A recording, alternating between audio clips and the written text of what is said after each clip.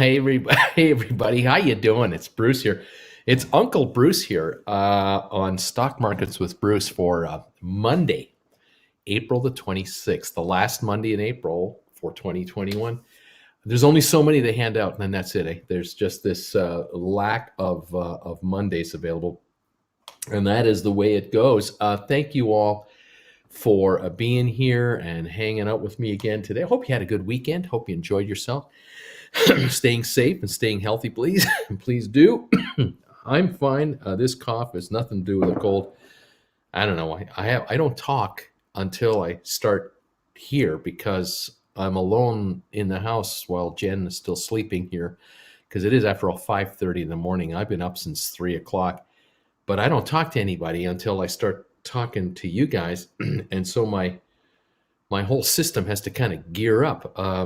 I should have maybe 10 people hanging around here every morning with me and talk to them for an hour, and then I'm all revved up, ready to go. But that would wake Jen up, and that's just not going to happen. And we're not allowed to do gatherings of people, so can't be doing that. So good morning, all, and welcome to the channel, the show. Another week of fun and merriment as we try to make money in the stock markets, and I try to make sense of it all, to give you an idea of just what is theoretically going on out there as best as we can. We have a bit of it looks like we have a positive opening coming our way. I'm just dealing with something here on my iPad, and that is that my iPad the other day shut down, and it wasn't working, and it now should be working. And I'm just going to try one more time. I'm trying to get into my Market Watch thingy. And there it is. It's working now. The technical problems we had the other day, we had more. But I've got good news. The computer's fine. We're connected with a cable, so I got the cable here, so we're into the pipe. But we had a power outage yesterday here in Creston. Part of Creston had 4 hours of power outage. Unbelievable. I guess just one thing after another, trying to stop me from doing what I do with you wonderful people. It's crazy. So, of course, I had to scramble yesterday with respect to my live one-on-one sessions that I do on the internet, on this computer, with the power. And without power, we didn't have internet either. We had no Wi-Fi, except I had Wi-Fi on my phone. And I can't do 1 hour one-on-ones with people on my phone. My phone doesn't have enough juice to last an hour. And so it's just one thing after another. So I had to scramble and postpone people and jump. So those of you out there who are, looking to have a one-on-one with me, it's usually Saturdays and Sundays is when I do it. But I might have to start offering Tuesday, Wednesday, and Thursday evening one-on-ones, just as a way to help people to schedule an appointment, because a lot of you would like to have a one-on-one with me, but you're just not available on weekends for whatever reason. And maybe a Monday, Tuesday, Wednesday, or Thursday evening might be better. It might be like a 6 o'clock Eastern to about 9 or 10 Eastern would be the window, somewhere in there, because I'm in the West. I'm 3 hours behind. So if I'm handling someone from New York and it's at 9 o'clock your time, at 6 o'clock my time, and I can go from 6 to 7 and not fall asleep, it's okay. So anyway, any of you who want to have a one-on-one with me, send me an email. Just say, hey, Bruce, I'd like to have a one-on-one session for you. When can you squeeze me in? Or send me a message saying, I would love to have a one-on-one with you, but could you squeeze me in on a Tuesday night or a Wednesday night, or I'd prefer a Saturday, or I'd prefer a Sunday. Just let me know. I'll do what I can for you to fit you in. There's my email address if you want to send me a private message. You want to do a one-on-one, you've got a question that you don't want to answer on the air. You want me to talk about something. You want to talk to me about something that you don't want to share with the world at large. I get it. There it is right there. This is always down below in the description. on all of my videos. Those of you out there who have been sending stuff to us, Jen and I, we cannot thank you people enough. Some of you folks send us the most interesting stuff. I got this postcard in the mail this past week, and it's a glossy kind of a plasticky thing. You can't rip it. It's really cool. I mean, it comes in the mail in perfect condition, because it's laminated. So it's got me looking very serious look here off to the side, wondering what I'm looking at there. And then the Bagels with Bruce logo, going to the moon. I thought that was pretty cool. And on the back here it says, thank you for everything you do. We appreciate you. It's from Source Code. Well, thank you, Source Code, whoever source coded. Return to Touch Note Limited in Los Angeles. So this came from LA. I guess it says here this photo was taken on March 24th, 2021 in Seattle, Washington. I don't know what that means. I don't know how this was taken in Seattle. So it was the originator of this postcard from Seattle, and they used a company called Touch Note Limited to make the card, and the folks in Seattle are called Source Code. I'm trying to put it all together. But thank you, all of you out there who do send Jennifer and I everything and anything. It's unbelievable what we get in the mail. We so appreciate it. I just got a postcard also this week from Wisconsin, from Mount Horeb, Wisconsin, home of the trolls. Mount Horeb Trollway, the gathering place for shoppers and tourists alike. And Norwegian, German, Swiss, and Irish immigrants settled in this community in the 1840s and provided the architecture, which is still reflected today in the restored buildings and Victorian houses. So that's kind of a neat looking thing there, right? Got the stamp sort of sticking out of the top here, kind of neat. It's a Bugs Bunny stamp, and it's from the Putz family, Lori and Peter Putz. Thank you guys. Greetings, Bruce and Jen.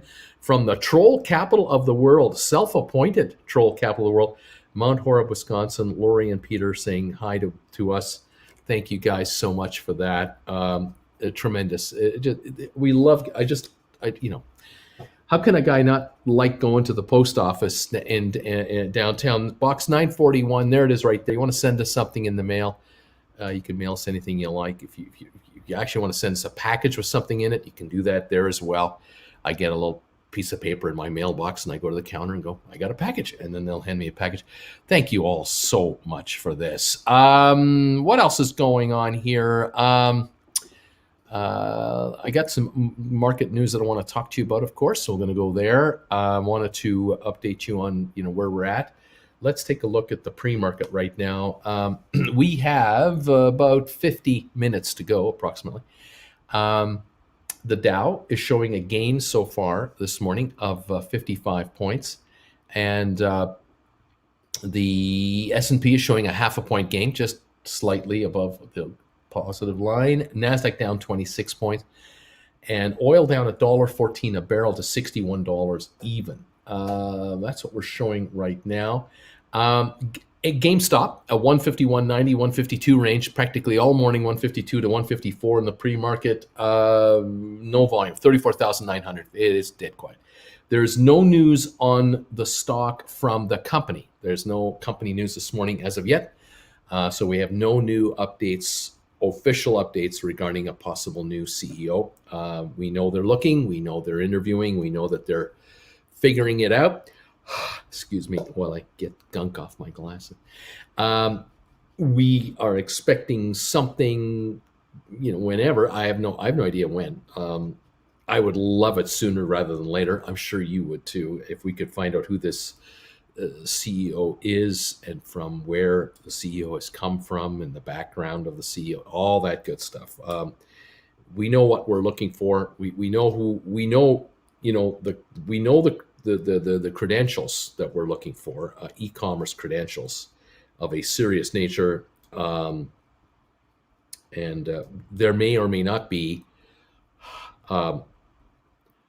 people joining the CEO very quickly behind the CEO coming on board. But it's all a question of timing. If the company is stealing a CEO from another publicly traded company of note, One, it might take a while for the existing CEO to leave where they are to come on over to GameStop, or they may have already tendered their resignation with company whatever in whatever position they have, and they're waiting a 30-60 day time frame before they can officially join GameStop. Or what could be happening is there's a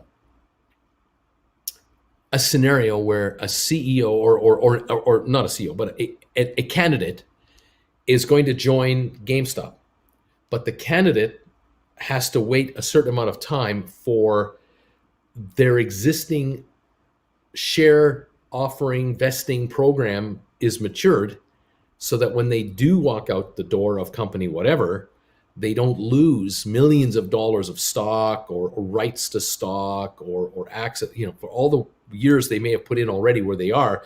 They're not going to leave millions of dollars on the table to join a company here and not be compensated for that. So these discussions can get quite complicated. And you may have noticed, some of you this morning, there was an article on GameStop that's out there, something called like GameStop's outgoing CEO will walk away with millions. This is a story we've heard now for about a week and a half.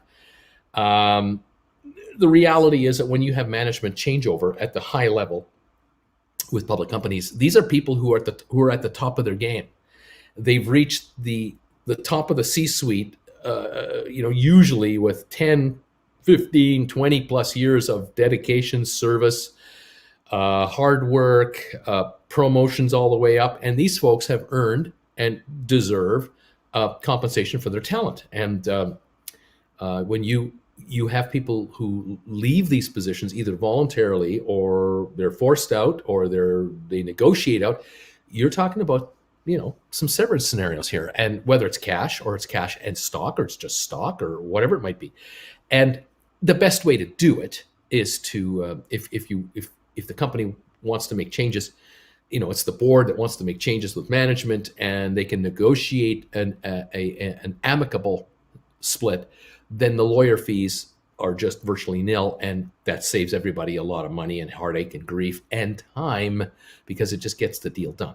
So when both parties sign off on an agreement, everyone's happy. The lawyer for the client, the employee, the lawyer for the corporation, they come together and go, yep, this is great, this is fine, everything is cut and dried, there is no surprises here, both can move on, then it works. But if you're raiding a company, if you're coming in and stealing somebody, you can talk to them on the QT, headhunter to potential employer, or headhunter to lawyer of employee, who then reports to the employee, the target employee.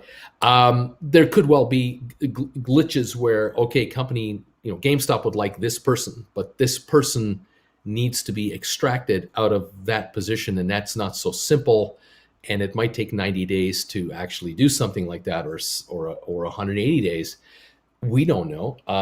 Everyone's different, and it all depends who you're after.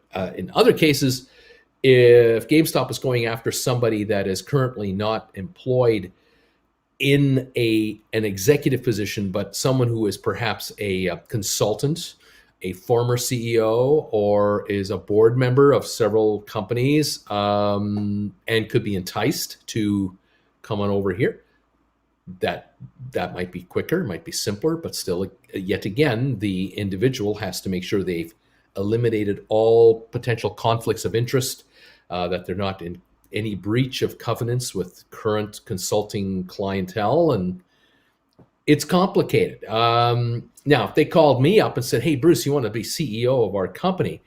I don't have stock options anywhere. I'm not an employee of anybody.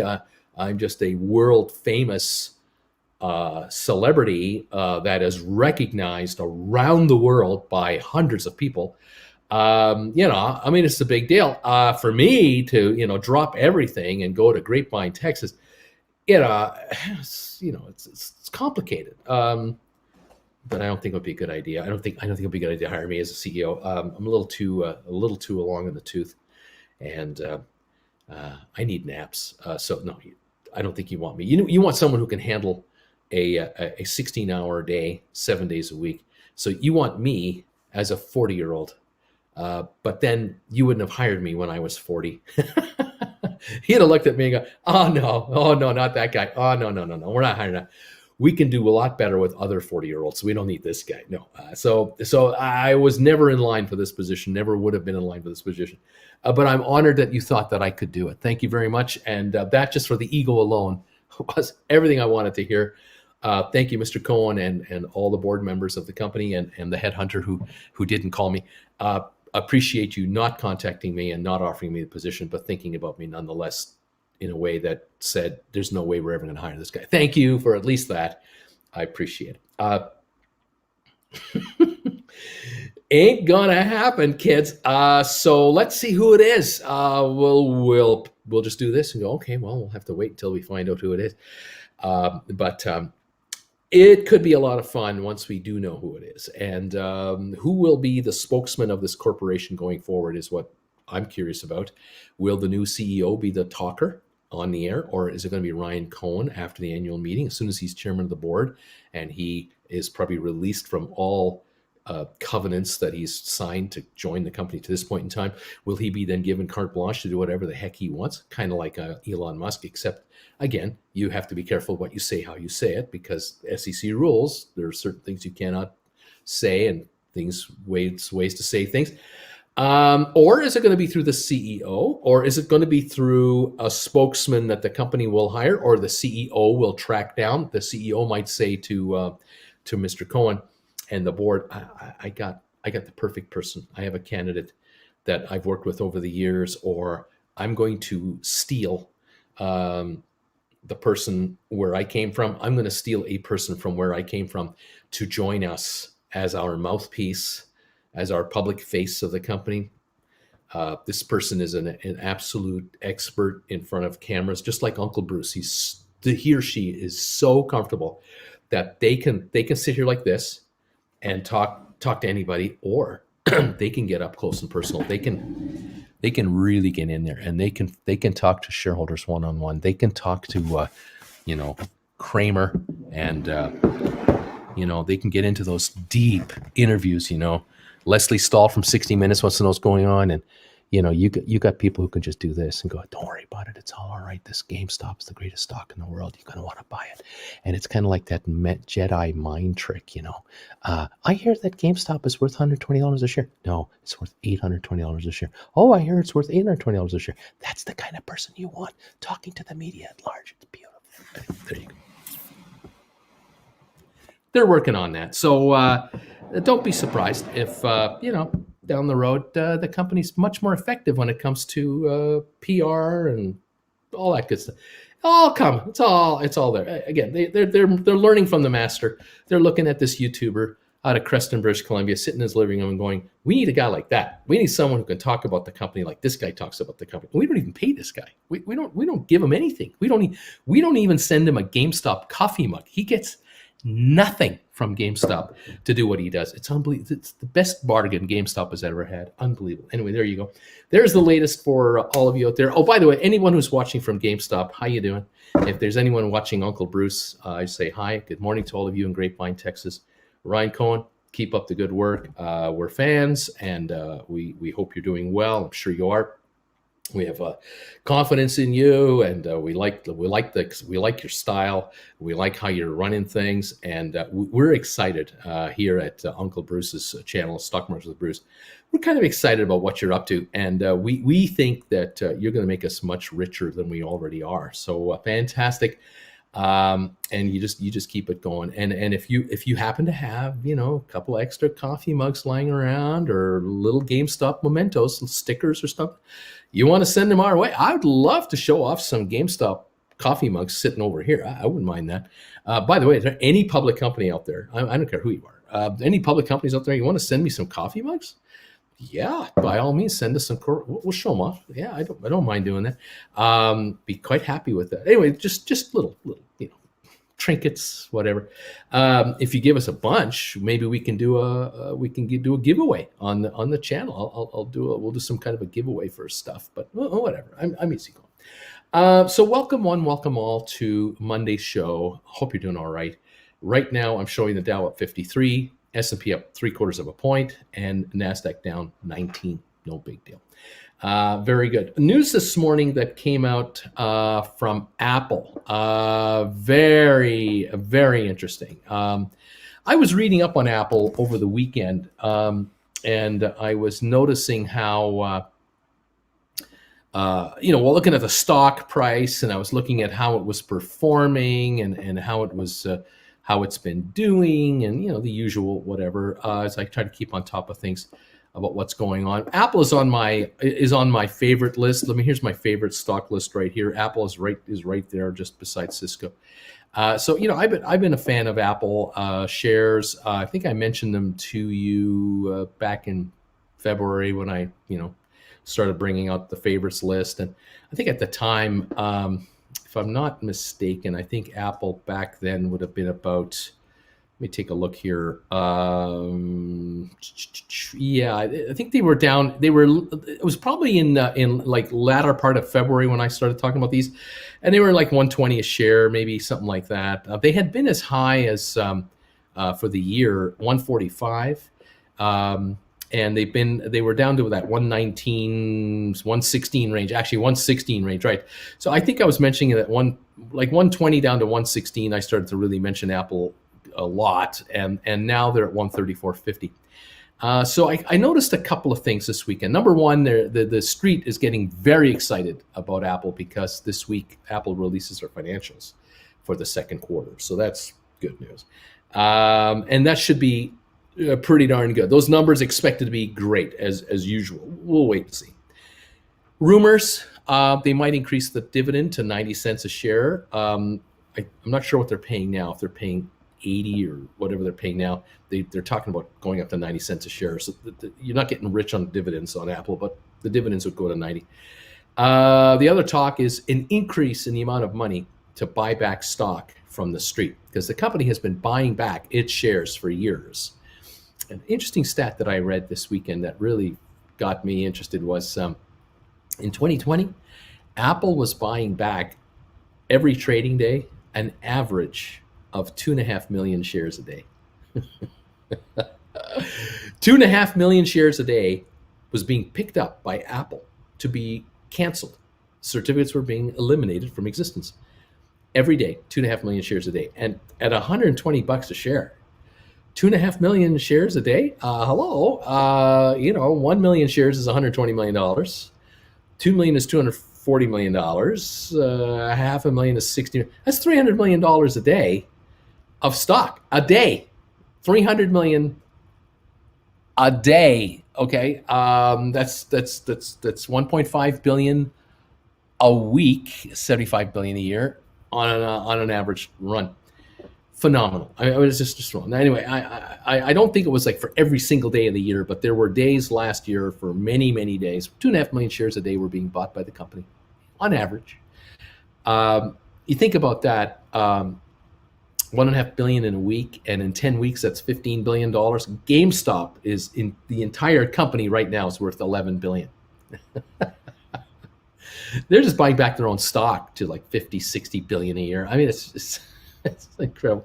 How much money does Apple make? They make a lot of money. Now, this morning, they came up with an announcement talking about how they were going to increase their what's the word I was looking for? Their investment into America, I guess I'm going to call it that.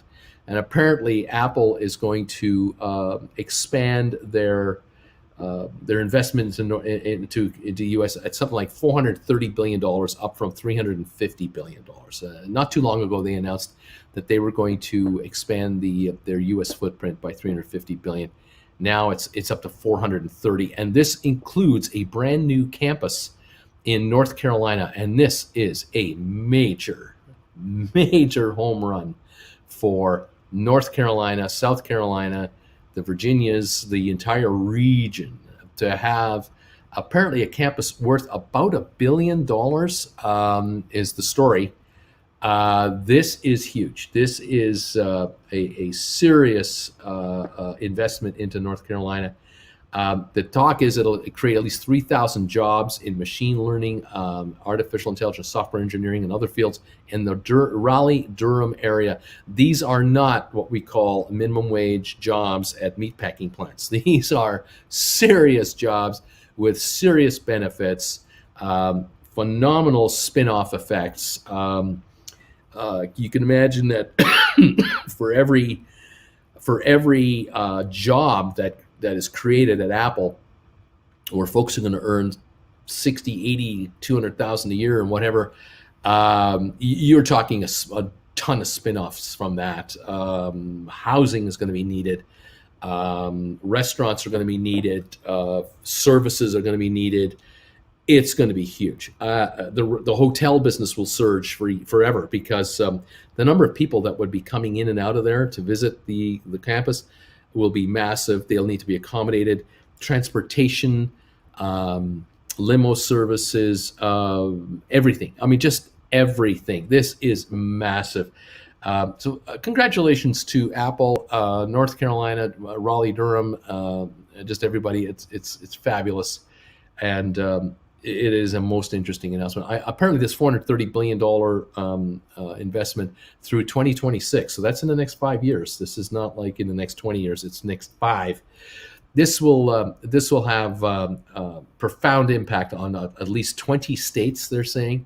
And they're thinking of creating at least 20,000 U.S. jobs by doing this move. And these are permanent jobs. These aren't like part-time jobs or one-off jobs where, the job is over as soon as we finish building up what we're building. No, this is permanent stuff. So Apple, way to go. I am convinced the shares will be higher by the end of the year than lower where they are now. I think they'll have a new all-time high, and I believe they'll be over 150 a share. They closed at 134 or 134.32 on Friday. In the pre-market right now, they're up 28 cents to 134.60. Now, what happens the minute the financials come out? Anyone's guess, because in Apple's case, their shares can be down on earnings day or can be flat or can go higher. So you have to look at Apple as a long-term investment, not a flip. And anyone who picks up Apple shares, even here, you have to just buy them and forget it. Set it and forget it and say to yourself, all right, I got Apple. And hey, they're 150, 55 at the end of the year. Hey, I'm up $20 from here. Thank you. They're not going to $50 a share or anything like that ever. This company is so cash rich. It's so cash flow rich.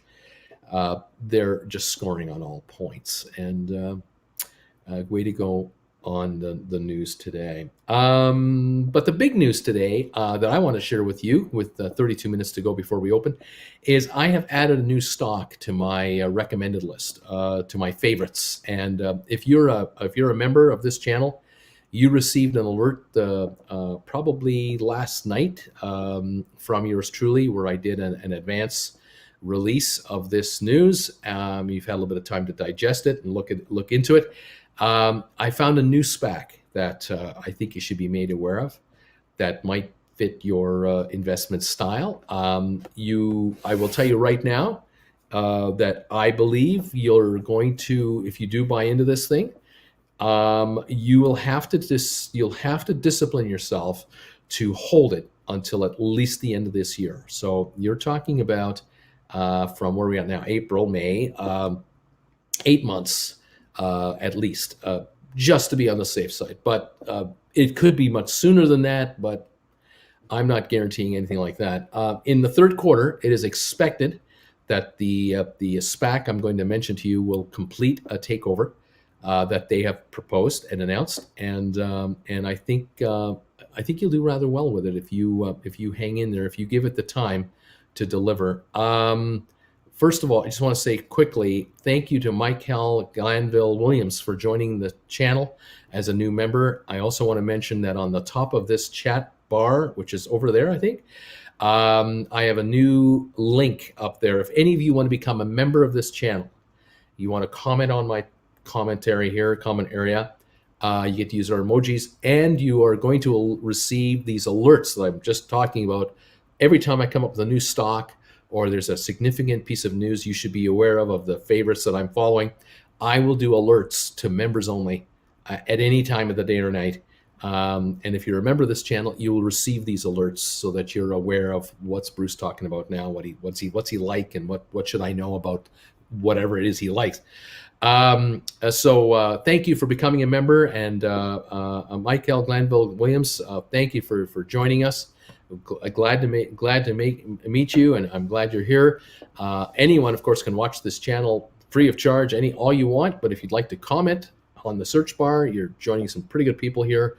You need to be a member, and that's one way we try to keep the troll thing down as best we can. Thank you, all of you, for that. Anthony, thank you for this donation. Bruce, should I sell my SPACs and buy GameStop and wait for the mergers? No, you just sit right there. Don't do anything. You hang into what you got and don't force the market. L4G, can the hedge funds magically make naked shorts disappear? Or IO or US, how can they get out of this hole? They cannot magically make it disappear. It is not uncommon, and it is possibly quite likely that with GameStop right now, I've been speculating, and many on Wall Street Bets and elsewhere have been speculating for months that there are short sales out there that have been declared, and we feel there are short positions out there not declared. And we think that those short positions are perhaps artificial, or they are synthetic, or there are all kinds of words we've used. But it would not surprise me that there are entities, some of which are hedge funds, some of which are investors or entity, investment clubs or what have you. But there are entities out there who have sold stock of GameStop at a price, and I can guess from $50 a share up to $360 a share, or anywhere in between. There are people who are short the stock or who have sold stock but have not delivered stock. And the reason they haven't delivered stock is because they are long call contracts in Chicago that are in the money. And so you have someone who has access to stock through their call contracts, but they've sold these shares that they're looking to buy at their call contract price. They've sold the shares in the open market. So they have not delivered stock to the broker upon settlement. So the stockbroker is short. Failure to delivers everywhere, all over the street, are at the DTCC. The entities that own these call contracts, they bought these call contracts from writers of contracts, whoever created the contracts, and most likely, we're talking about tons and tons of call contracts. We're not talking about a couple of hundred. We're talking thousands and thousands of call contracts, all up and down the range from exercise prices of $20 to probably $150 right now, all in the money. But mainly I'm talking about call contracts that are well in the money, so maybe 120 and lower, tons of them. The sellers of those call contracts were market makers in Chicago who wrote naked contracts. And so what we have here is a short position with brokers that exist, failure to deliver. We have option holders who purchased from writers who are writing naked contracts. That's a short position, again, a gamma squeeze scenario. And we have 70 million shares that actually exist, of which 20 plus million are held by insiders, can't trade. 50 million theoretically can trade by the public. And we know there are over 110 million shares held by institutions. So there's an imbalance and there's an inequality here. And we've speculated time and again, there are over 200 plus million shares floating around out there that don't exist. And only 70 million exist. 250 million could trade and only 70 million exist. So in theory, the firm that sold the shares to the broker and have call contracts, they could theoretically exercise their calls, because every Friday we have option contracts expiring, and a bunch of them are in the money, just like Keith Gill's contracts expired in the money. He exercised his stock. Well, if this firm over here that sold a bunch of stock without delivering the certificates is now exercising their calls, they're forcing the Chicago writer to deliver stock to them, which they will then deliver to their broker, which will then allow the broker to get off of the failure to deliver list for this particular client. But by doing all that, you've got a short position at the failure to deliver eliminated, and you have the Chicago guy buying stock in the open market to deliver stock to the option exerciser. That means there's to be buying into the open market, which is where you guys come in. You're happy because there's a buyer being forced to buy, and it isn't like 500 shares. It could be a 500,000, it could be 1 million, it could be 3 million shares. We don't know. Every Friday, more options expire, and the Chicago buyer could move up the market because of the forced buying, which allows the option exerciser to get their paper to deliver to the broker. And so the position drops, the number of shares short, artificial or in synthetic or otherwise, drops and drops. But the buying pressure from Chicago keeps coming in every Friday. And if the shares go higher in price, and this is the argument we've all been trying to make here, if the shares go higher, that means more contracts are in the money every Friday. So if the shares were to be at 200 a share or 250 a share, a lot more option contracts are in the money. A lot more will be exercised. A lot more shares will be needed by the Chicago naked option writers. And so this gamma squeeze thing starts to come into place, which can affect the whole chain of command here. And if the public is aware, or hedge funds or investors, sophisticated investors are aware that, oh yeah, this Friday coming up, there's like 4 million shares of contracts in the money at 85 bucks a share or 90 or 100. There's a whole ton of contracts in the money. Those have to be theoretically exercised on one end. That could really put a run on the market. This changes the thinking of hedge funds. So they might go, I'm going long this stock. I'm going to buy it on the open market right now, 151. I'm buying it 152, 155. I'm buying it up to 200 because I know that if I buy this stuff and run it to 200 with a bunch of other buyers that will join me because the party will start, the stock goes to 200, 225. There'll be more options in the money, but those options I know about, they are really they're in a real pickle because the option writer was short the stock at 151 a share on Monday morning when Bruce was talking about it. But by Friday afternoon, that naked writer of contracts, he or she is looking at a $220 market now, and these are $80 contracts or whatever they are. This is a bigger problem. It is a much, much, much, much bigger problem. And so there's buying coming in at the 200 to 220 mark to cover. And the longs who've been buying it up to 200, they know they have to cover at whatever the market is. They can't cover at 160. It's not trading at 160. It's 220. You got to cover it there or wherever you can get it. The problem is, where do you pick up 4 million shares of stock like that? There's only one place. Another shorter gives it to you, or you buy it on the open market from all the investors that are out there that hold it. And a lot of you folks out there have an attitude of, you want my paper this time around? You come and make me an offer I can't refuse. I can refuse 160 a share, thanks, but I've seen better. 220, I've seen better than that. I've seen 483 in January. That's where the stock's been. Why don't we get a little closer to that number, and then I'll talk to you about giving up some of my paper. You can't have my paper.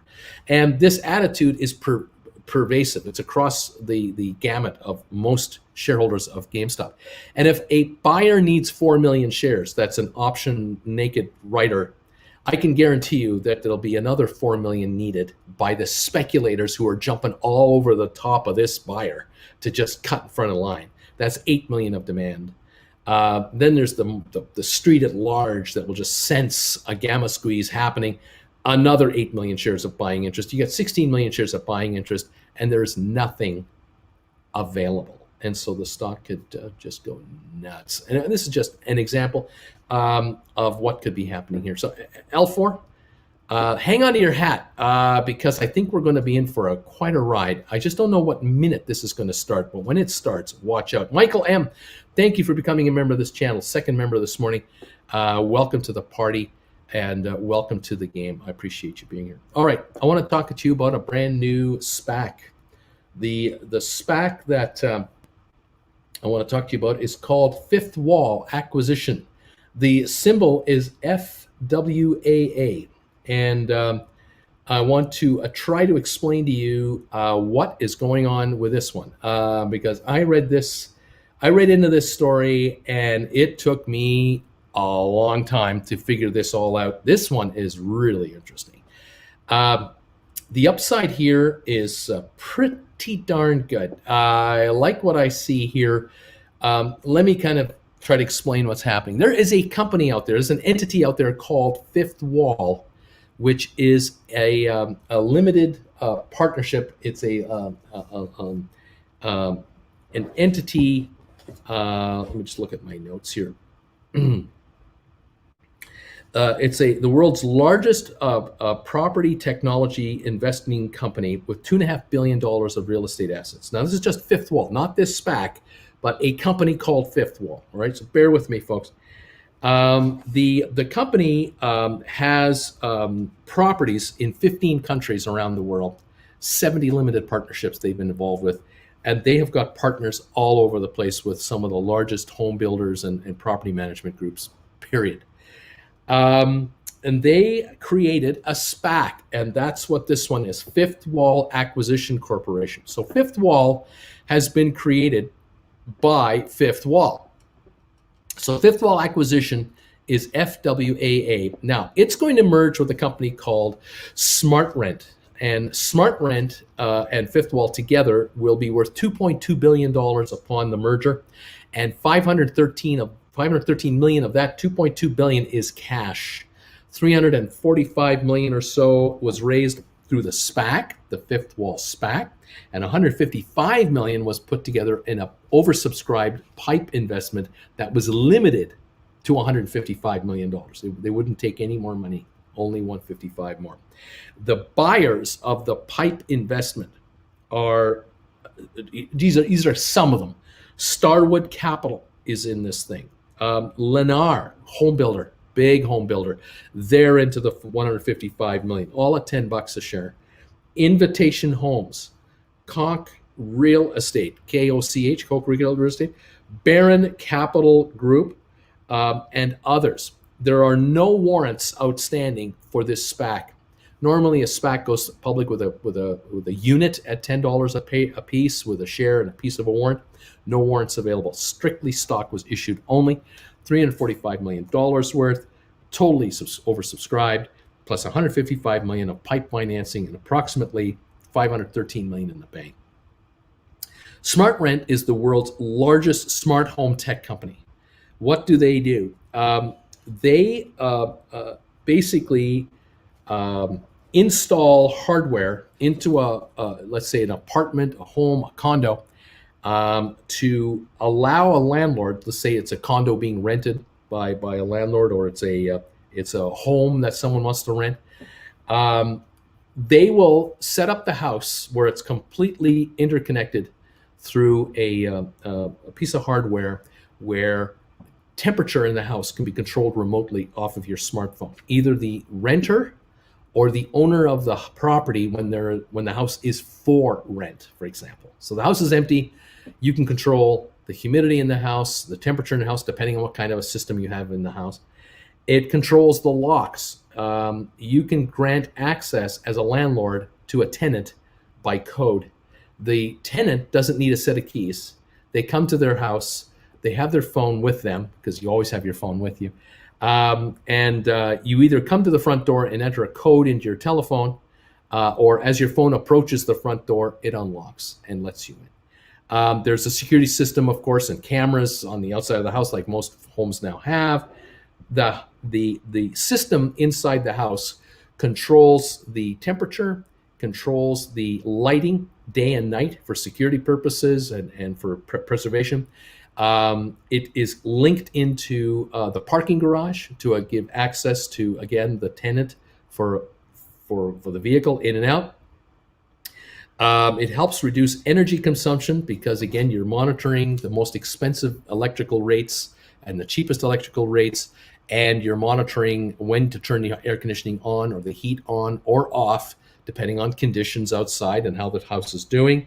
It also helps prevent catastrophic water damage because, again, in northern climates, you're always making sure that the house's heating system is on. If it fails, the alarm goes off, and either the landlord is alerted directly to go to the property because the heat isn't working, or the system isn't working. This entire cloud computing scenario, the techs of SmartRent go to the property to see what's going on. They get alerted and get sent over there.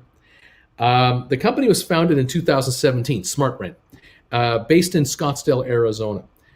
They provide deeply integrated brand agnostic hardware and software for property management companies. It is the largest company with more residential units installed and states served than all other competitors combined. This is the biggest company in this business.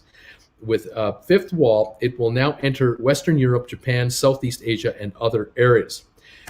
Fifth Wall has, as I said, $2.5 billion of real estate assets that they are part of. They're now going to steer their $2.5 billion portfolio into SmartRent to convert into the SmartRent system.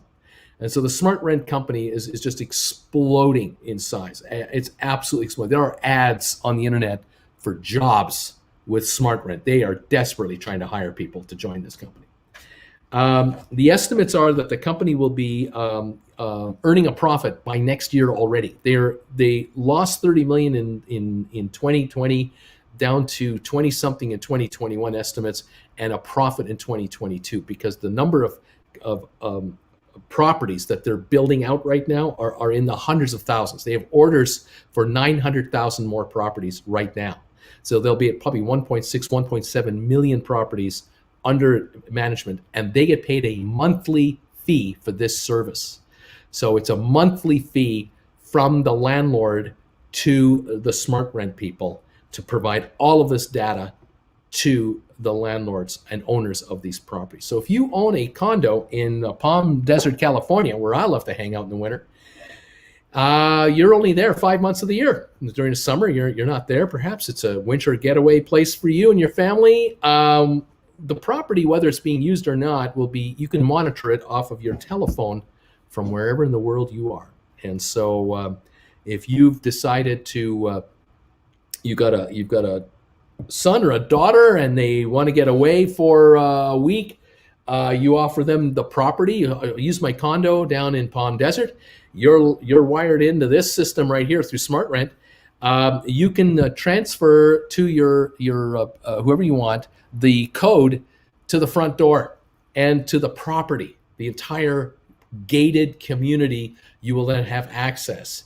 Your car, with your phone, you have access into the property for a set time frame. It might be from Friday until Sunday night because it's just a weekend thing. You're guaranteed access to any parking areas if it's a high-rise type building, or if it's a condos on a golf course. You're accessed into the property. The security knows you're coming. They'll have been alerted. You've been cleared. You will then have access to the unit because as soon as you get to the front door, it unlocks automatically. You can preset the temperature of the condo before you get there. So if you're going to be there in 3 hours, you can make sure the condo is at 72 degrees. So when you walk in the front door, it's 72 degrees, where the owner might keep it at 80 degrees all the time during the summer months. But when you're there, you want to live in it at 72. You can turn the fans on and the ceiling if you want, circulate the air. You can do everything from your phone. It's incredible. It'll tell you what the temperature of the unit is. It'll tell you the temperature in each bedroom. You can set that. It's incredibly SmartRent. It's really smart. So this company is being picked up by Fifth Wall Acquisition. And in the third quarter, this deal will be completed. And FWAA might be something you may want to take a good close look at for your portfolio. And there you have it. It's about a 1050 stock. Last I noticed on Friday, that's where it closed at. Was I think 1050 a share, and you can decide for yourself if and when you want to participate in this thing or not.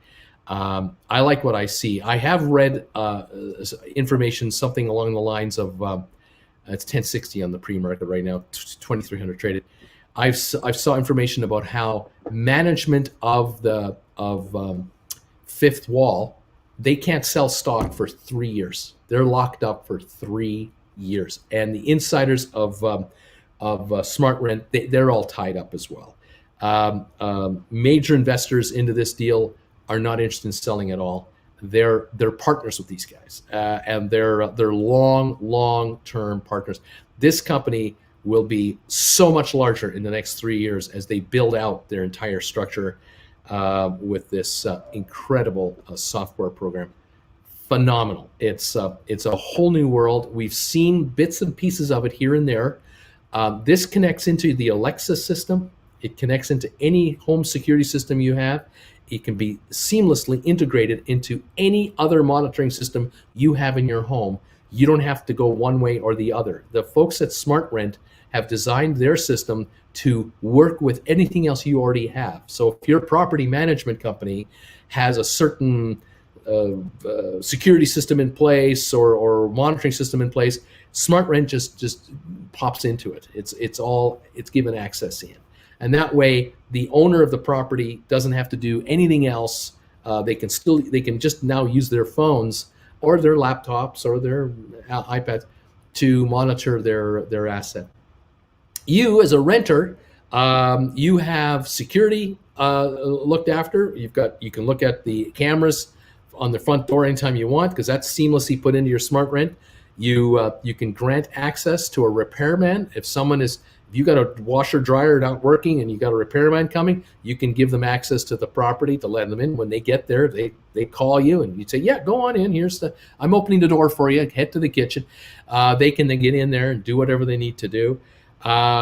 You have access to your parking, to energy consumption statistics for property owners. This is a way to reduce the carbon footprint by being more efficient with their unit and cutting costs for electric. It's a really cool system. And like I say, this is a SPAC.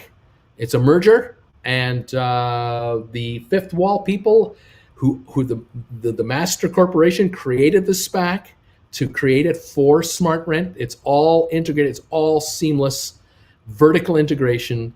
It's a winner, and I think you're gonna like it. So anyway, there you have it. There's my little update for today. Those of you who are members of this channel, you received an update last night about this, so you've had a little bit of time to look it over. And from time to time, I will keep coming up with additional targets that you may want to look at and consider.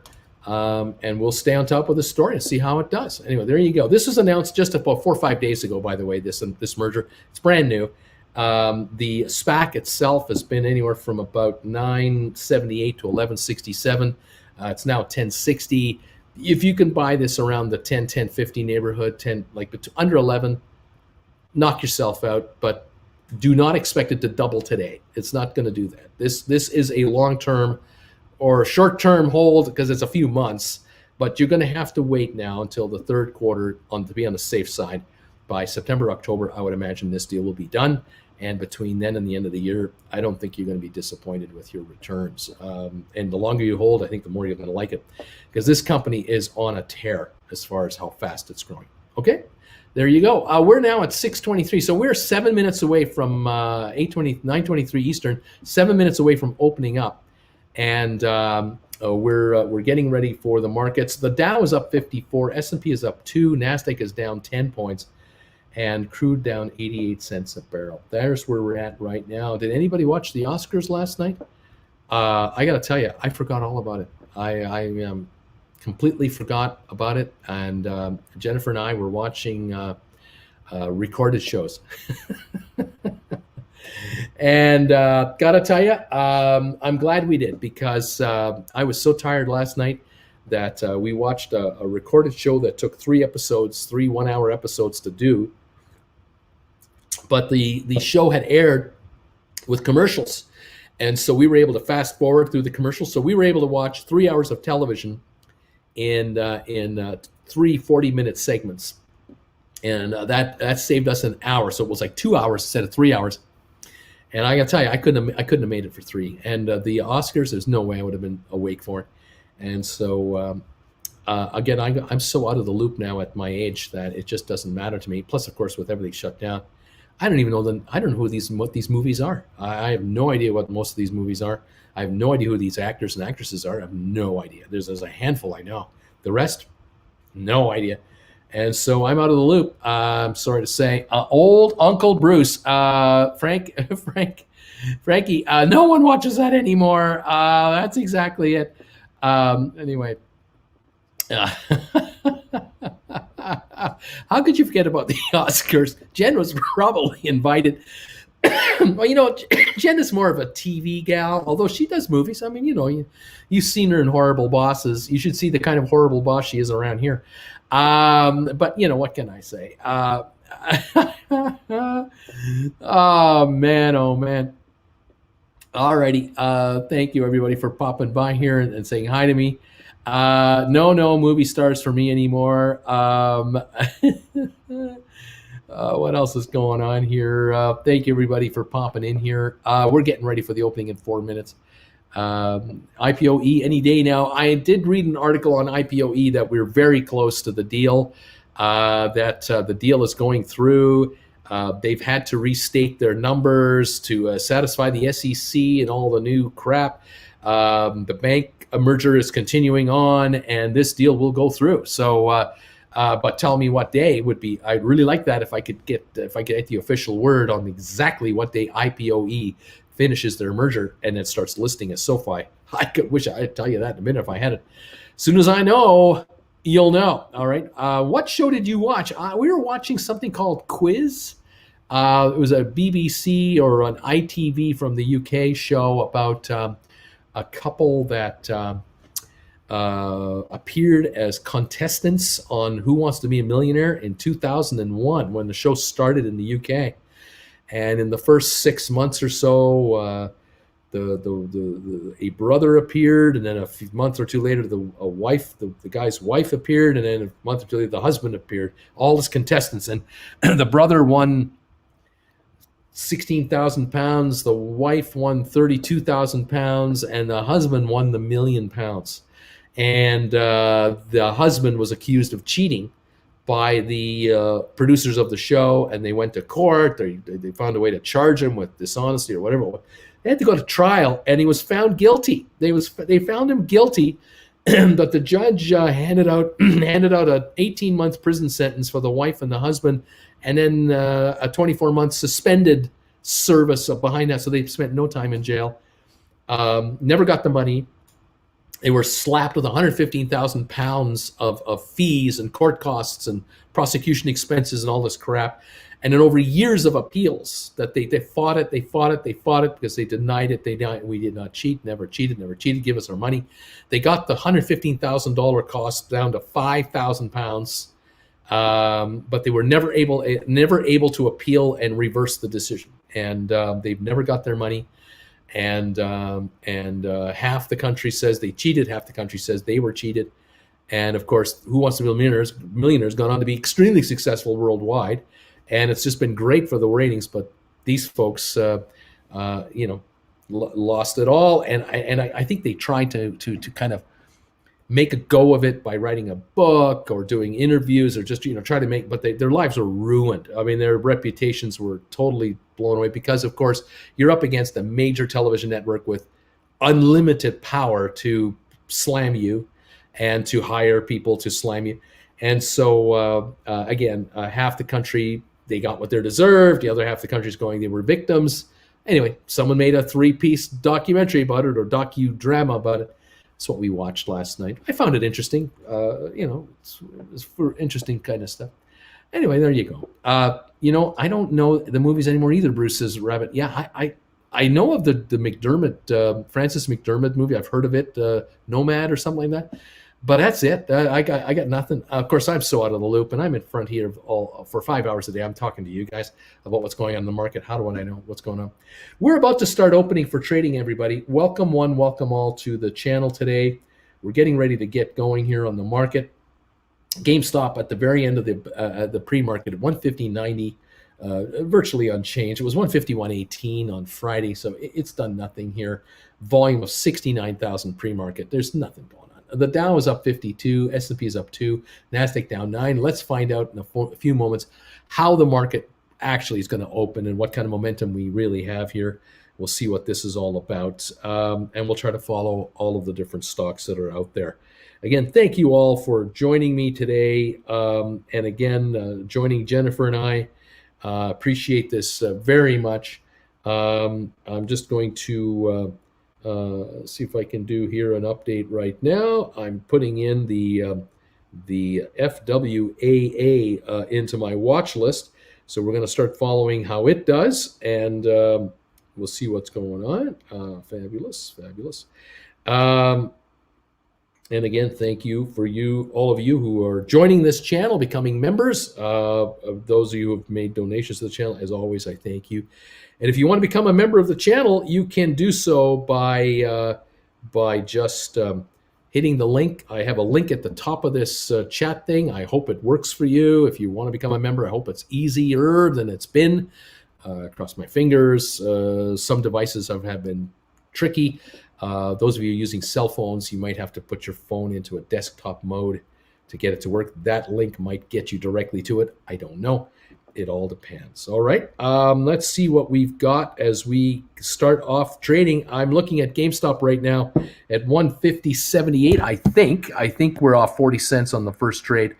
Now showing 149.45 on GameStop, down $1.73, I believe.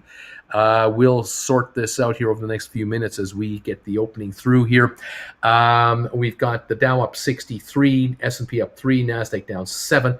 I'm showing 149.92 on GameStop on less than 200,000 volume. AMC up 45 cents to start the morning at 10.62. Good to see AMC like that. Fifth Wall Acquisition, FWAA, add that symbol to your stocks. 10.53, up 3 cents to start the day on 22,000 shares. So that's where we're at right there. Again, no need to chase this market. I don't expect it to go to the moon. I don't expect it. Could I be wrong? Yes, I could. I could be wrong, but anyway, there you have it. Let's see what's going on here. Welcome one, welcome all. Also, Nancy, thank you. Just check melvincapital.com. The website is just one static page. What could that mean? Lord only knows. Nancy, I don't know what that means. I'm not sure if there's news outstanding or whether they've shifted to something. I have no idea. I don't know. GameStop, 149.46 right now. I'm going to refresh my machine here. 141.01. Volume on GameStop to start the morning, 185,000. Nothing. Just nothing. Very quiet. No news yet from GameStop with respect to official news regarding a new CEO. I have no updates at the moment.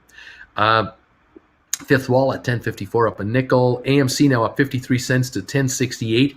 Vector acquisition unchanged. NAV site is unchanged. IPOE up 17 cents to 16.34. Gore's Holdings GHVI down 14 cents, 13.37. I hear nothing but really good news about Gore Holdings, Matterport, the future of Matterport. I'm hearing and reading nothing but good stuff about Matterport. Really good stuff. So this Gores is a bargain. You scoop this stuff up. You already have it. Hang on. You have a higher price, average down. I'm hearing good stuff. Vector acquisition, VGAC, Virgin Group, down 3 cents. Starboard value down a penny. Fortress up 3 cents. So far. VanEck Vectors, the semiconductor ETF up $1.49. Home Depot down $1.79. International Business Machines, IBM down 30 cents. The Dow up 56. Microsoft up 48 cents. Apple up 17. Tesla, which releases its financials tonight after the market closes, 16.80 on the upside. I'll be following that after the bell tonight. We'll keep an eye on Tesla with you guys and see what's going on there. Cruise industry is up. Airlines are up. Hotels are up. There's rumors about the possibility of the fact that Americans who are fully vaccinated might be allowed to fly to Europe this summer. We don't know about Europeans being allowed to fly into the States this summer. Haven't heard anything on that. But at the moment, there's rumors of Americans being allowed to fly to Europe, and I would imagine they could fly home this summer. We'll see what's going on about that. We'll find out. We'll see what's going on. John asks me, hey, Bruce, given a price increase, how long are hedge funds given by their brokers when they are told to come up with more money before the brokers take over and buy them in? Hedge funds have a very close relationship with their brokerage partners. I mean, extremely close and at very high levels. Hedge funds are as knowledgeable about margin positions as the brokerage firms are knowledgeable. They are just as in tune with each other.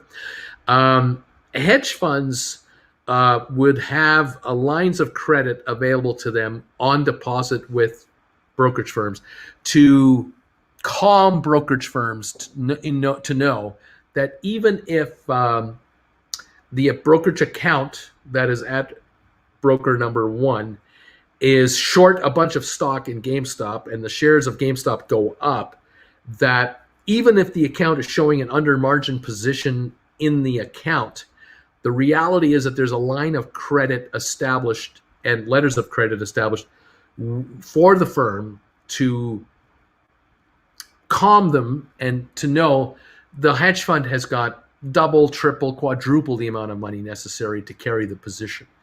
And so in theory, just in theory, if the stock were to go up $100 a share in one day and just, surprise all of us to just an unbelievable amount, which we've seen, but we're not expecting that in any one time, but you never know.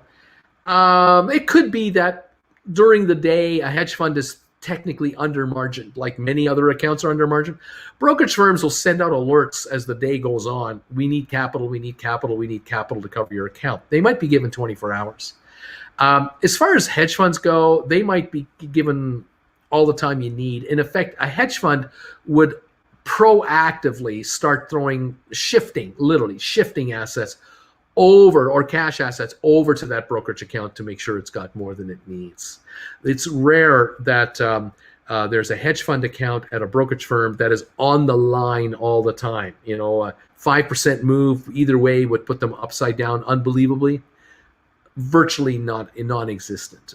These firms are usually not using margin at all. They're cash buyers. If they are short the stock, they have the money from the sale of the stock on deposit, plus the margin requirement to handle it, plus another 50% on top of that. I mean, they usually are way over margined rather than under margined. But in theory, anything is possible, and this is a question you're asking me.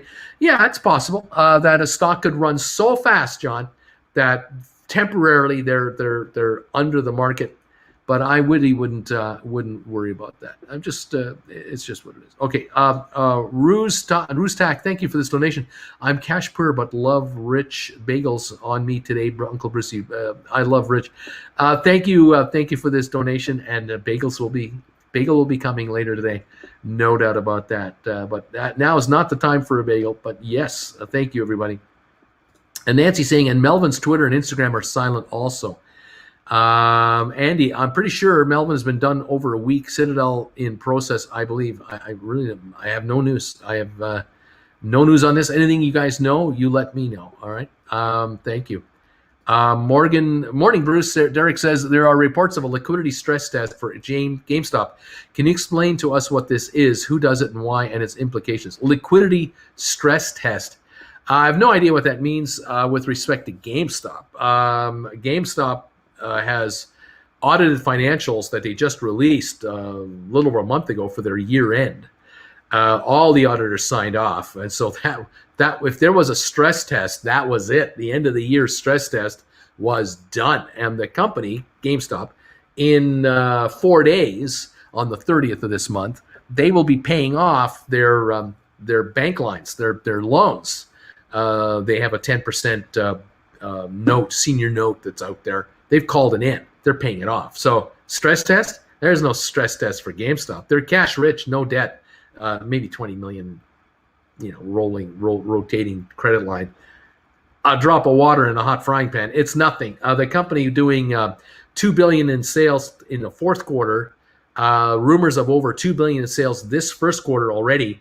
They're on pace now for an $8 billion sales rate in the last 6 months. They're now on pace for that or higher.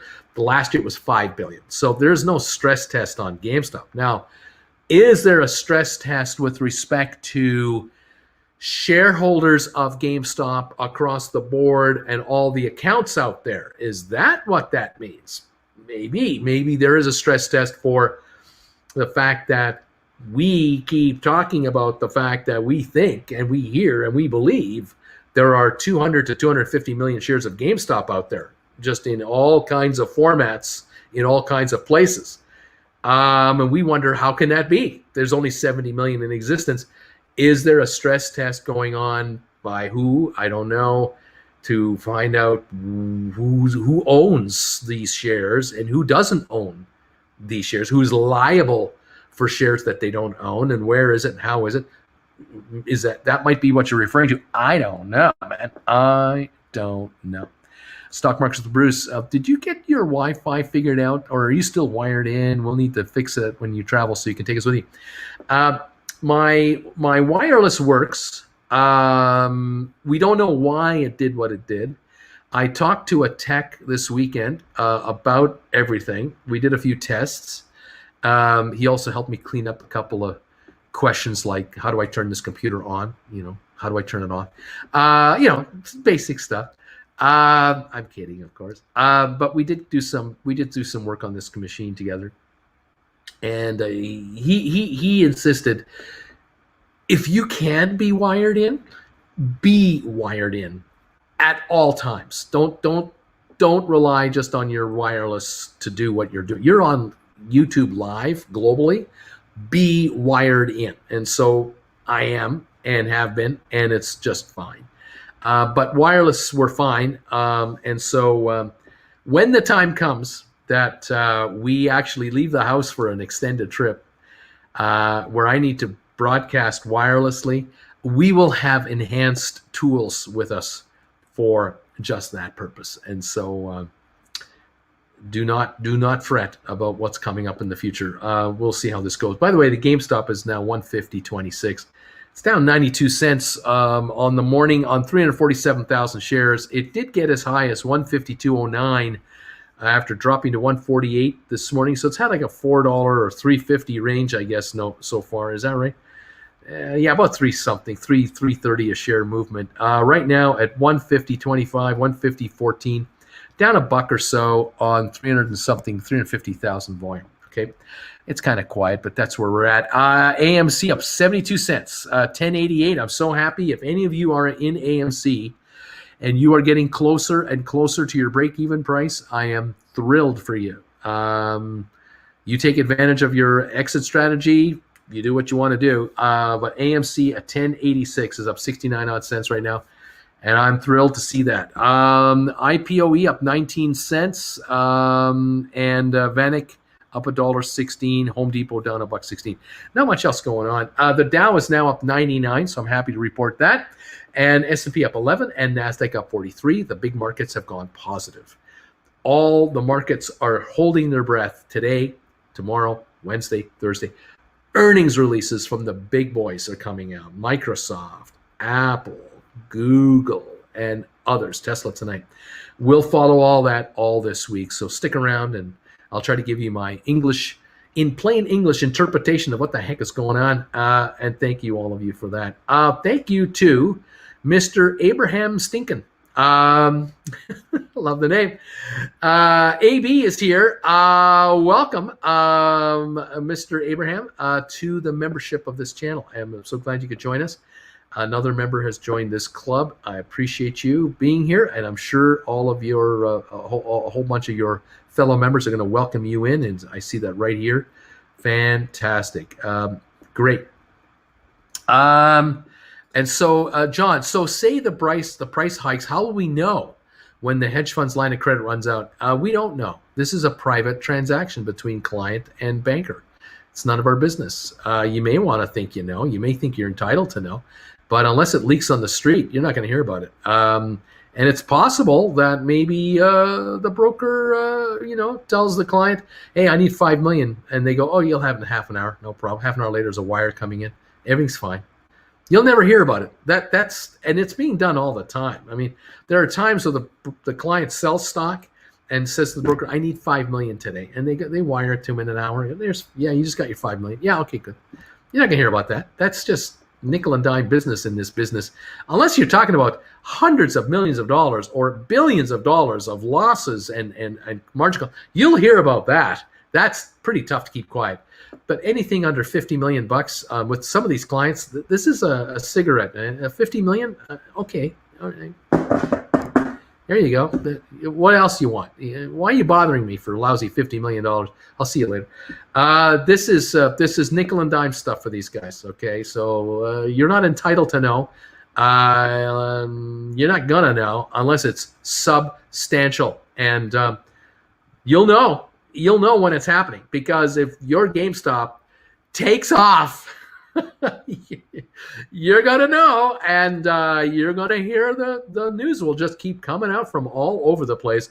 We're gonna be watching whack-a-mole to the tune of billions of dollars as brokerage firms try to stop these problems and the hedge funds try to cover their butts, and the stock just takes off and makes you rich, because the transfer of wealth will be on from them to you. And so you'll know. Oh, you'll know. 150.68 down 49 cents. Speaking of wealth, you're less poor now than 10 minutes ago. Way to go. Welcome to the Stock Markets, the Bruce channel with Uncle Bruce, where we talk about the markets in plain English.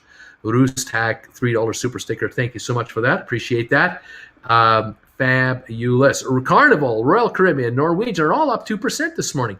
Not aware of any news affecting the cruise lines over the weekend. No, you're not, except this morning, where rumors out of Europe have it that it is possible that Americans might be allowed to fly to Europe with proof of vaccinations. And that could mean Americans flying to Europe to go on a cruise.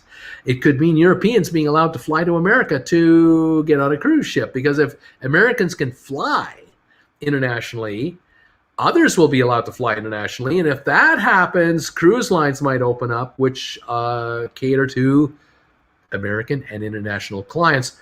This is the hope, the wish, the dream, the aspirations, but I don't know if it'll happen this year or not. I don't know. We'll see if cruise lines will be allowed to sail by the fall with a few ships each under strict conditions.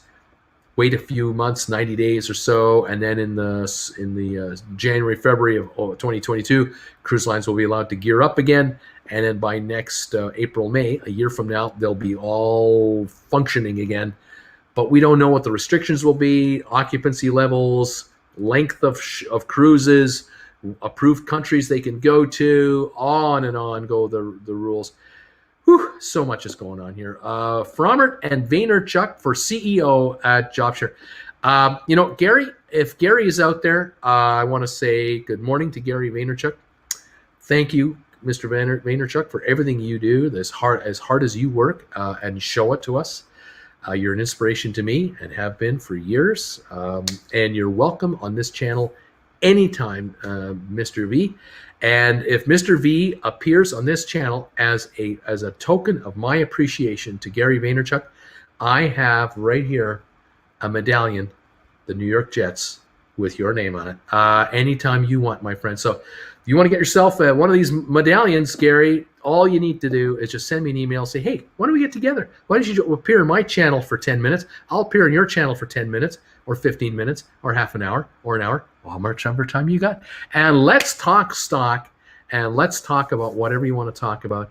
And yeah, you're more than welcome to come over here. That would be great. Anybody knows Gary Vaynerchuk personally, send him a message and say, Uncle Bruce would love to talk with you on his channel or on your channel, and he's got a medallion for you for the New York Jets. Let him know. He's more than welcome here. Okay, thank you, everybody. Fabulous. What else is going on here? The volume is so low that any buying or selling over 10 grand is moving it quite a bit. That's true. We're now at 152.43 on GameStop, up $1.25. So right there in a minute and a half, as I'm babbling on with Gary about getting Gary on here, we're up 152.88 now, up $1.70 on volume of 466,000 shares. Light, but it is at the high of the day right now, 152.88 for GameStop. Like I said, this thing goes up 10, 20, 30 bucks in one day. There's a short squeeze going on. There's a gamma squeeze happening. There's something happening. Or there's CEO news starting to circulate. So watch for it at any time. You could be richer. Very interesting. See what happens here. What's going on? Ricardo is saying, currently in the middle of transfer from Robinhood to my GameStop shares as of Friday evening were missing from my Robinhood account. Anyone familiar with this? Normally what they'll do is they'll enact the transfer. They'll delete the account position at your old firm. You're now just waiting for the new firm to receive the electronic transfer and confirm it, and then they'll show you that it's here. You're in the middle of it right now. It's usually, what is it, 2 to 3, 4 business days. It varies depending on the firm you're going from and going to. Keep an eye on that. Let's go. I'm worried about what's happening in India in terms of that mutation. It seems horrific. The loss of life is insane. 350,000 new cases of the virus yesterday in India. Another record, 5th day in a row. And it will go higher. It's really bad over there. And flights are being limited now by many countries in and out of India. They're trying to shut the country down. It's a mess. Apparently, the United States is assisting India in transference of the raw materials to be able to make the vaccine. There are many pharmaceutical companies in India. They just need the formulation and the raw materials to make it, and the licensing and all that. It's all being worked out behind the scenes. The USA, the United Nations, other countries are assisting India as much as they can. They need to get it under control in India because this is a global problem. You may not think it's a problem when you live in Cincinnati, Ohio, that there's a problem in India, but there is a problem in Cincinnati, Ohio, possibly, if it's breaking out in India. It's a global problem in every city and town, anywhere in the world. We need India under control like we do all countries. So we'll see what happens. 152.17 on GameStop right now, by the way. Let's go. Question, Bruce. Say I only have $1,000 and I want to put it into your suggested stocks. Should I pick one and put it in, or should I split it up between 2 or 3 of them? I'm not here to give you investment advice. I'm here to entertain you. I'm here to help you understand how the market works in plain English. You're the one who has to decide what to do with your money. You have $1,000. You decide where you want it to go, whether you want to split it into 10 pieces or into 5 pieces or 3 pieces. It's your call. That's why you get paid the big bucks if the stocks go up. You got to make your own call here. Pretty sure I've seen gray split more than any single human. I don't know what that means. If a whale comes in, it's going to fire such low volume. That's true. Any kind of buying power on GameStop will run that market. AMC having a great day. Up now 52 cents to 10.68. Happy to see that. Let's see what else is going on.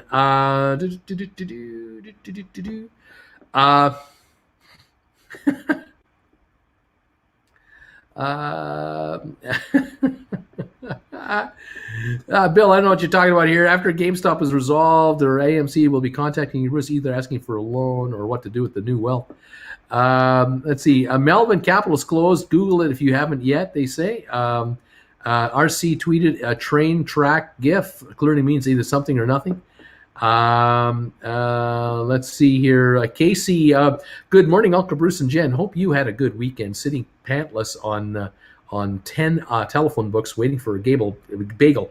But I'm not a YouTube star yet, so my wife isn't having any of it. Oh, there's the thing, Casey. You gotta prove to your wife that you're the real deal. I mean, Jen knows how hard I work on this channel, and she knows the hours I put in. After all, I'm sitting here in the corner of the living room talking to you in front of my set. She's usually just right over there, so she can't miss what's going on. And she loves the commentary from all of you guys and the best wishes you send her. So what can I say? Cloaked is saying, I did my transfer last Thursday. My shares are in my Webull today. Right there. Okay. Let's see. Let's see what's going on here. Thank you all from Ricardo. I've been trying to keep my worry at bay, assuming that my shares are on their way to my new account. GameStop to the moon. Yeah, Ricardo, the brokerage firms have no reason not to transfer your stock. It's an electronic thing. It's easy. It's quick. They'll do it. They'll get it done. Okay. Yes, India is supposed to have a very high vaccine production capacity. Hopefully they can figure it out. Let's see here. Hologram is saying split, not spit. Okay. I have not received any email since joining the channel last week. Would you please check Uncle Bruce? If you have not received, and some of you out there don't get alerts, even though you're a subscriber to this channel. I hope you are a subscriber. Please do consider subscribing. When you subscribe, you hit the bell notification icon. If you've hit that, you should be getting alerts every time I do a new video or go live, because I do those all the time. Every time I go live, I send out an alert to all members of this channel. As far as subscribers go, whether you're a member or not, you get the message.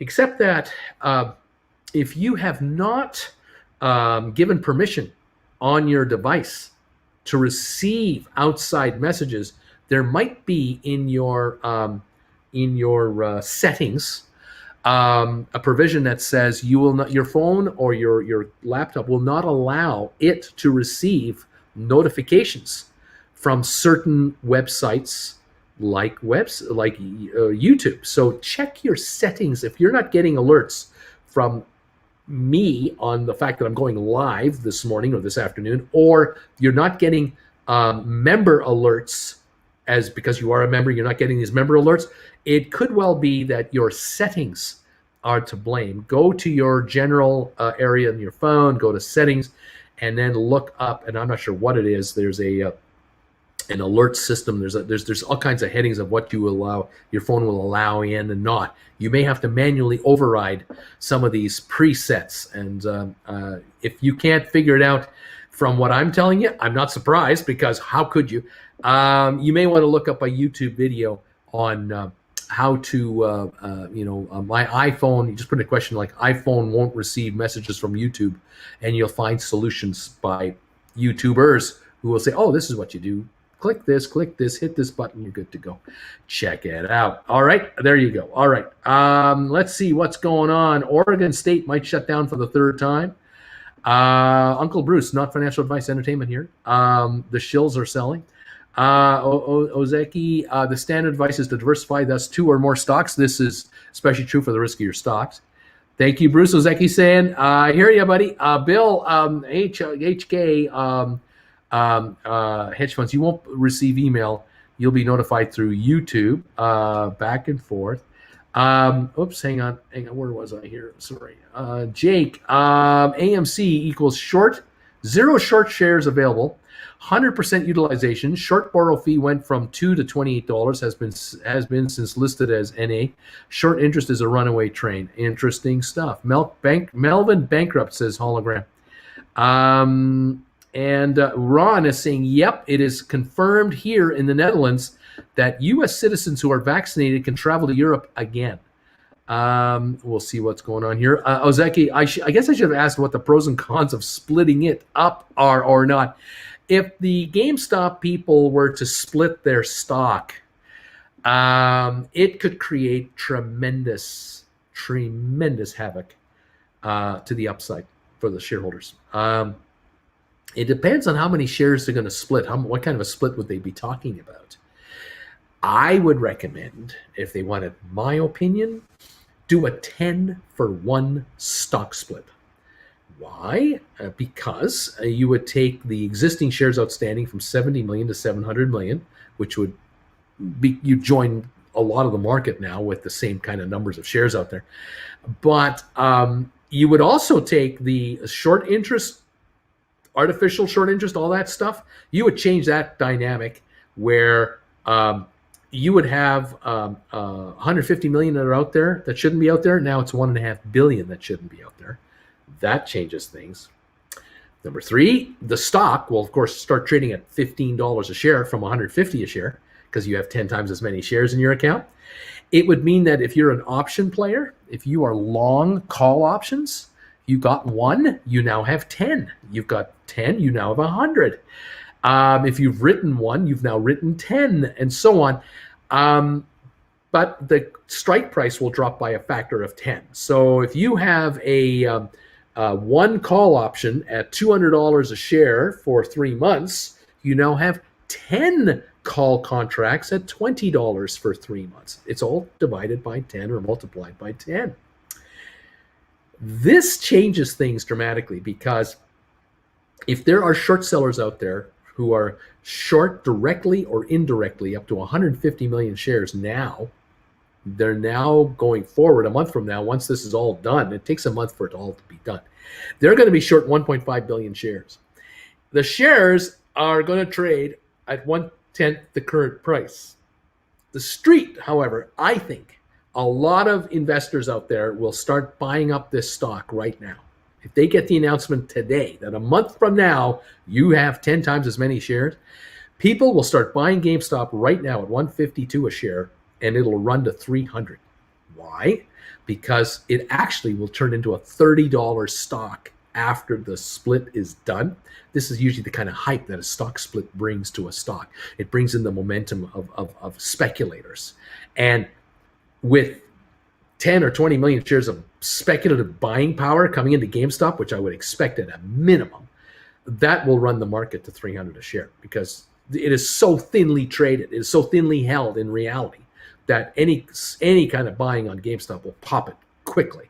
And once it starts to run, the first $50 of movement will generate 100 more. And next thing you know, you got a $300 stock. Then it splits 10 for 1. It's now a $30 stock, and I can see it then going to 50, and that's 500 today. That makes every option holder much wealthier, as if you're long options. It means that every call contract that expires a month from now and beyond, at up to $500 a share now, all right, are in the money, because everything's divided by 10. At $50 a share, that's a $500 pre-split price. That means all contracts from $0 to $500 a pop are all in the money. They're going to be now $0 to $50 and 10 times as many. And so if you are long 100 calls and now you're long 1,000 calls, and these are 300s, they were 300s, they're now 30s, and you're $20 in the money, and you call your stock, you exercise your right for the paper, the option writer in Chicago that is naked writing these contracts, they're on the hook to you for a zillion shares, a whole bunch of shares. 1,000 contracts is 100,000 shares at $30 a piece, and they're trading at 50. They got to buy it. And everyone else out there, all these institutions out there that are holding, by that point, millions of call contracts, because there won't be hundreds of thousands anymore. There'll now be millions of call contracts all in the money, because again, we've gone up to 500 a share here. If half of them call their stock, we're talking about a call of maybe 100 million shares, 300 million shares. I don't know how many hundreds of million shares, but that will compound the 1.5 billion short position to another level. And so the hundreds of billions of dollars in losses that will be incurred by the shorters will be amplified to this crazy level, and the shares will just keep going higher. So that's the split could really do something. Yeah, a split could really do something. It's just your Uncle Bruce speculating on the upside here. What can I say? Rose, it's her birthday. Happy birthday, Rose. Way to go. Really interesting stuff, guys. Thank you all. Thanks for saying thumbs ups for Uncle Bruce. I'd appreciate that. Please keep them coming. We have Baked Baking here with a donation and a message. Next to the subscribe button on desktop, at least, there is a bell icon. Click that bell to get notifications on your phone when Bruce does stuff. There you go, folks. Hit the bell notification icon beside the subscribe button. Be sure to do that. Josh, Uncle Bruce, Michael Burry is calling for a huge market crash. Should we be worried? No, I would not be worried. Greetings from the 5:30. Well, thank you. I'm long on GameStop. Way to go. Bruce, would it not make sense to do a share recall before a split? Makes no difference. Do the split and let mayhem ensue. That's what I say. That's what I would say. Woohoo! This is so much fun. Thank you, all of you, for these donations, comments, becoming members today, and also using emojis today. Appreciate that. We have got right now 844 thumbs ups today. Thank you for that.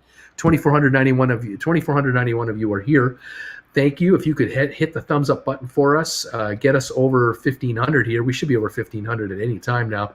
If some of you just kindly, for free, hit that thumbs up button for me and just smash it right now for me. Show the YouTube computers in the head office that there should be more people drawn to this channel. YouTube should make more people aware of this channel and aware of how high GameStop really can go. and how much richer people could really get with GameStop if only they were aware of the inside news or all the news that is happening out there about GameStop. Hit those thumbs ups, and that will create more exposure for this channel through YouTube. More people will join into the channel, and they'll find out just how rich they can get. 968 right now. We're going to go through 1,000 thumbs ups here in just a second. It's happening. It's going to happen. 978. It's going to go through. Keep those thumbs ups coming, guys. Get me over 1,000. Get us to 1,500. We have 42 thumbs downs. 985 on the upside. Hit that upside. 986. Come on, guys. Hit the thumbs up for me. And let's break 1,000 thumbs up. There it is right there. 1,000 thumbs ups and climbing already. Let's go to 1,500. And the YouTube folks will send us a whole bunch more viewers. That's just how this game works. Every YouTuber begs and pleads for thumbs ups. And it doesn't sound like a big deal to you, but it's a big deal to me. Please throw us support. And that convinces YouTube to send us more viewers. And we thank you very much. The channel, I need it to grow. The better, the more the better, because the more people here, the more find out about GameStop and all the other SPACs we're following, and that just helps your cause. It just is a win-win scenario. Thank you, all of you, for everything. I appreciate it. Again, if you have not received my emails, if you're not receiving alerts from YouTube, you're not being given the latest updates about me going live, or you're not getting updates about from my members. If you're not getting this stuff, check your settings on the devices you're using. 1,100 thumbs ups and counting, guys. Thank you. Keep those coming in. Double check your settings. It could be that the problem is not me. The problem is your device, and you may have had a setting that's on your device that you are not aware of that has actually limited the actual messages allowable to come into your device. 152.86 now on GameStop. We're up again. We're now about $1 away from the all-time high, and 675,000 traded right now. 152.93. Thank you, all of you. Otherwise, for your kind words, John. Thank you, John, for this. If it splits 10 for 1, I own 7 shares. What happens to my 7 shares? You now have 70 shares. So you go 10 for 1, you have 70 shares. They are not trading at 150 anymore. They're trading at 15, but you've got 70 shares. You see, now you get 30 more shares. You get 30 more at $15 each, or $15.29, or whatever this price would be. You have 100 shares. And if you have 100 shares, you can now write options. You can write a call option to get your 100 shares. It would bring a whole bunch of additional people into the options market. This is what I'm getting at. Anyone who has 10 shares or more would now have 100 shares or more. If you've got 50 shares, you now have 500. You have 80 shares, you have 800. You can now write 8 call contracts if you want to start writing options against your stock. And you can bring in additional income from the options market, which you can turn around and use to buy more stock and tighten up the hold even more and add to the upside. So there's all kinds of things you can do. GameStop 155 up 390. I think this is the high of the day now on GameStop. Yeah, 10 for 1 split would be massive. Oh, it'd be so huge. Would take this company to another level. It would do what it would do to GameStop what happened with Tesla. Tesla was around 2,200 a share when they announced a 5 for 1 split. And people all of a sudden had 5 more Tesla shares than they had before. Anyone with 20 shares had 100. They could now write call contracts if they wanted to. Those who had 1,000 shares now had 5,000 shares. The stock went from 22 or 2,400 down to the 460 or 440 level, and then it went to 900 a share. That's like $4,500 a share. The GameStop raised, the Tesla people raised billions of dollars in secondary offerings on the way up to 900 to put billions of dollars of cash into the treasury of the company at the same time, which means that Tesla is sitting on a mountain of cash and virtually no debt, and they're building factories with cash. Really good move. For GameStop, 154 right now. GameStop goes to 300 a share on a stock split thing. They could issue stock and bring in $1 billion bucks at a time, no problem, into this frenzy of buying. This out of control frenzy of panic buying that would happen as it ran up. And as the company raised $1 billion here and $1 billion here and $1 billion here, the street figures out, oh my God, they got $4 billion in cash. The stock will never go back down to where it was before. Never, ever again. It'll go higher. It'll go to 500 a share. And the higher it goes, which is $50 after the split, it'll go even higher because the momentum will take it higher and they'll raise billions more. And next thing you know, they're just sitting on 10 billion cash. The company is just cash rich and now is making mega acquisitions, transforming the company yet again, taking it to another level yet again. $100 a share, that's 1,000. And you're just getting richer and richer and richer as the company keeps evolving and evolving forward. All because you're just hanging out with Uncle Bruce and watching what's going on.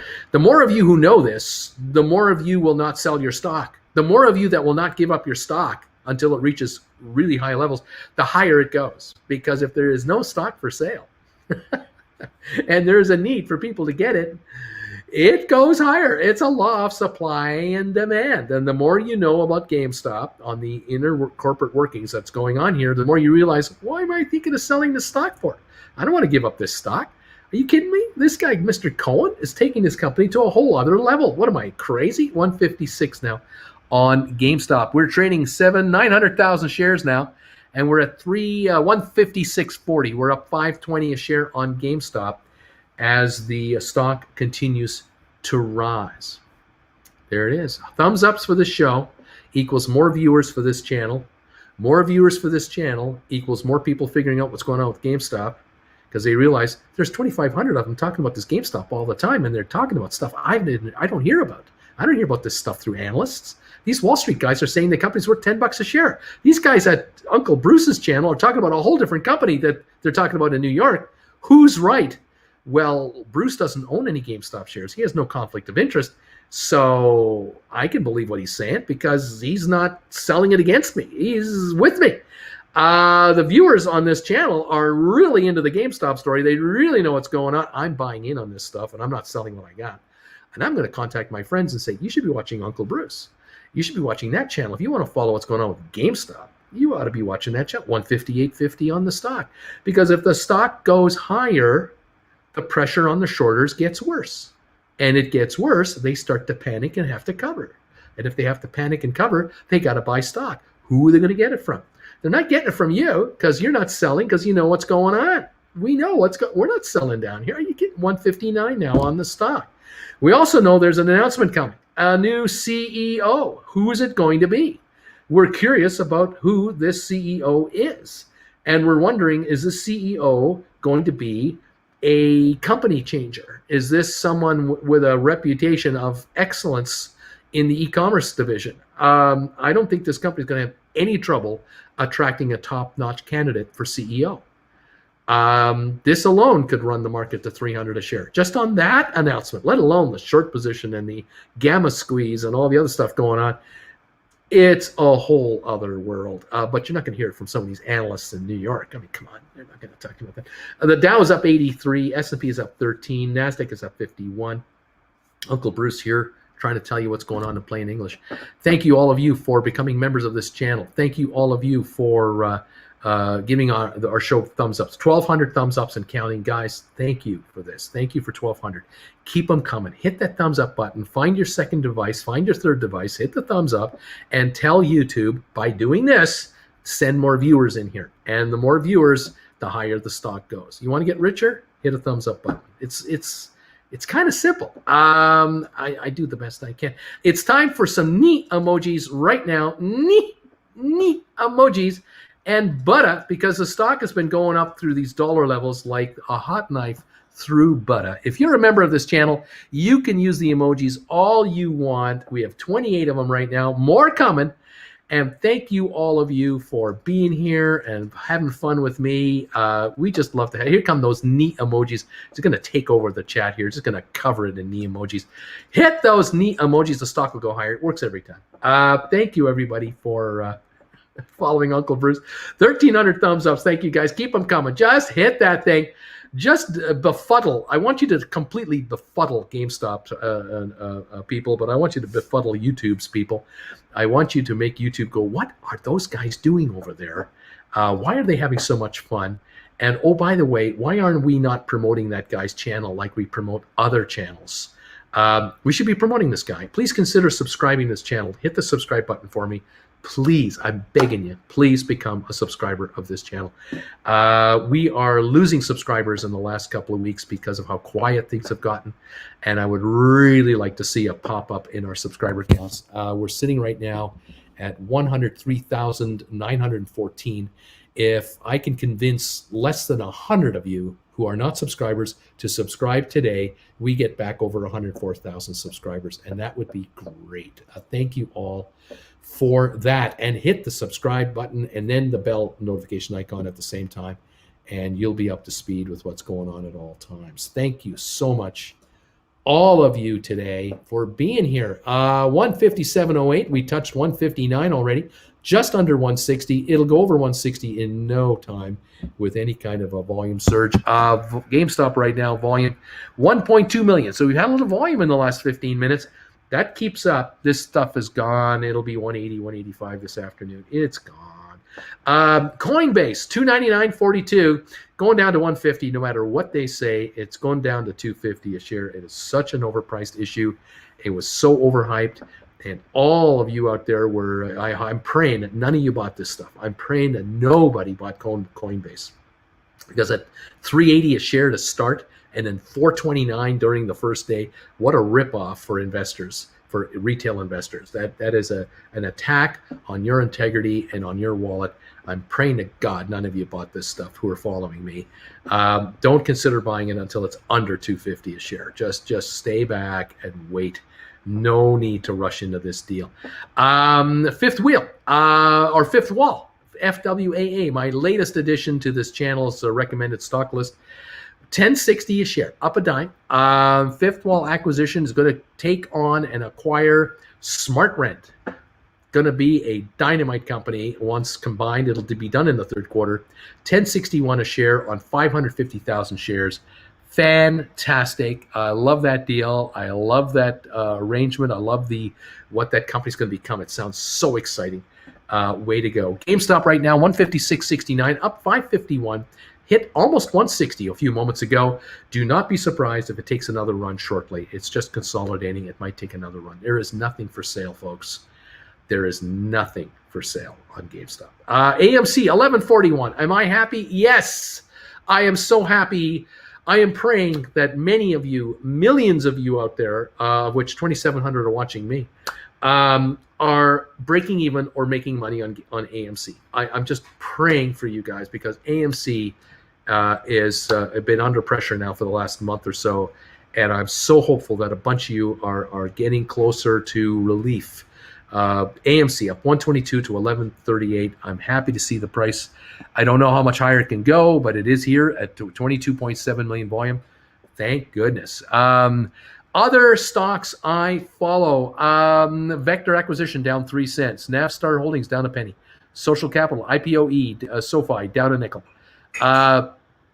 Gores Holdings up 11 cents to 13.62. Virgin Group, VGAC down 3 cents. Starboard down a penny. Fortress Value up 3 cents. Vatic Vectors up 2.60. Home Depot down 2.40. International Business Machines, IBM up 77. The Dow still up 42.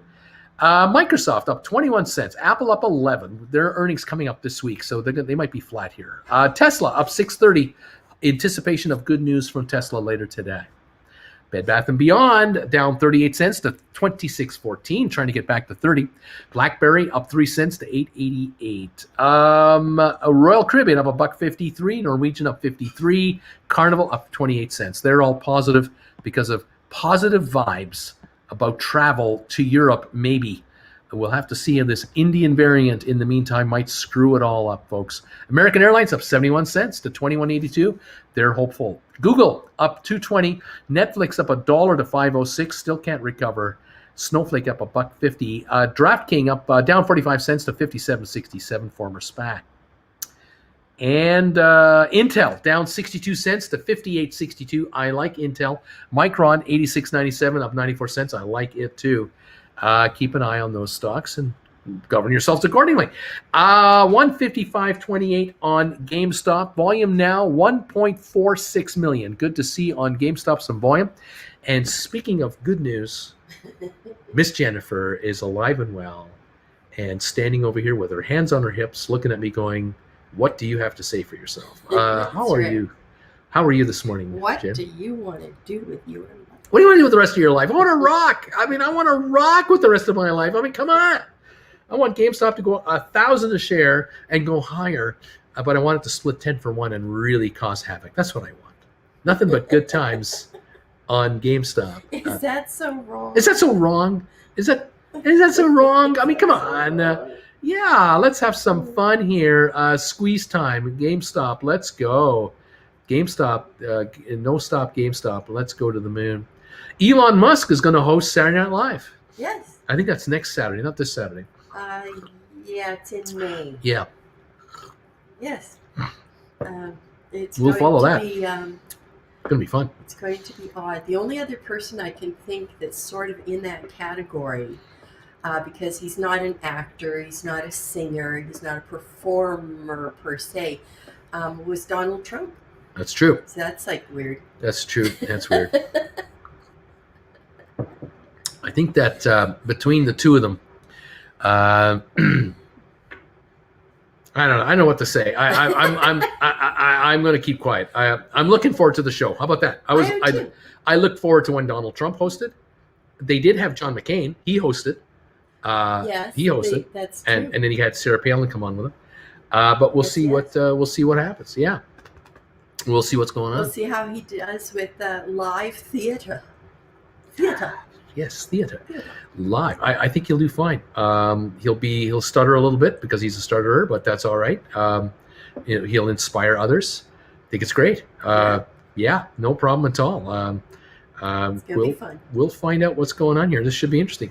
Well, so would you like a plate of warm bagels? I would love a toasted bagel today. Love to have a toasted bagel. I haven't had a toasted bagel now in a couple of days. We have an option here. Oh. You have a sesame bagel, or you have an everything bagel. It's that lovely onion bread. They smell so good. And what to put on it? Yeah, see?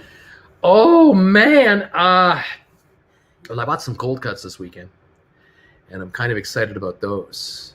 Keep up your chemical levels. Keep up my chemical levels.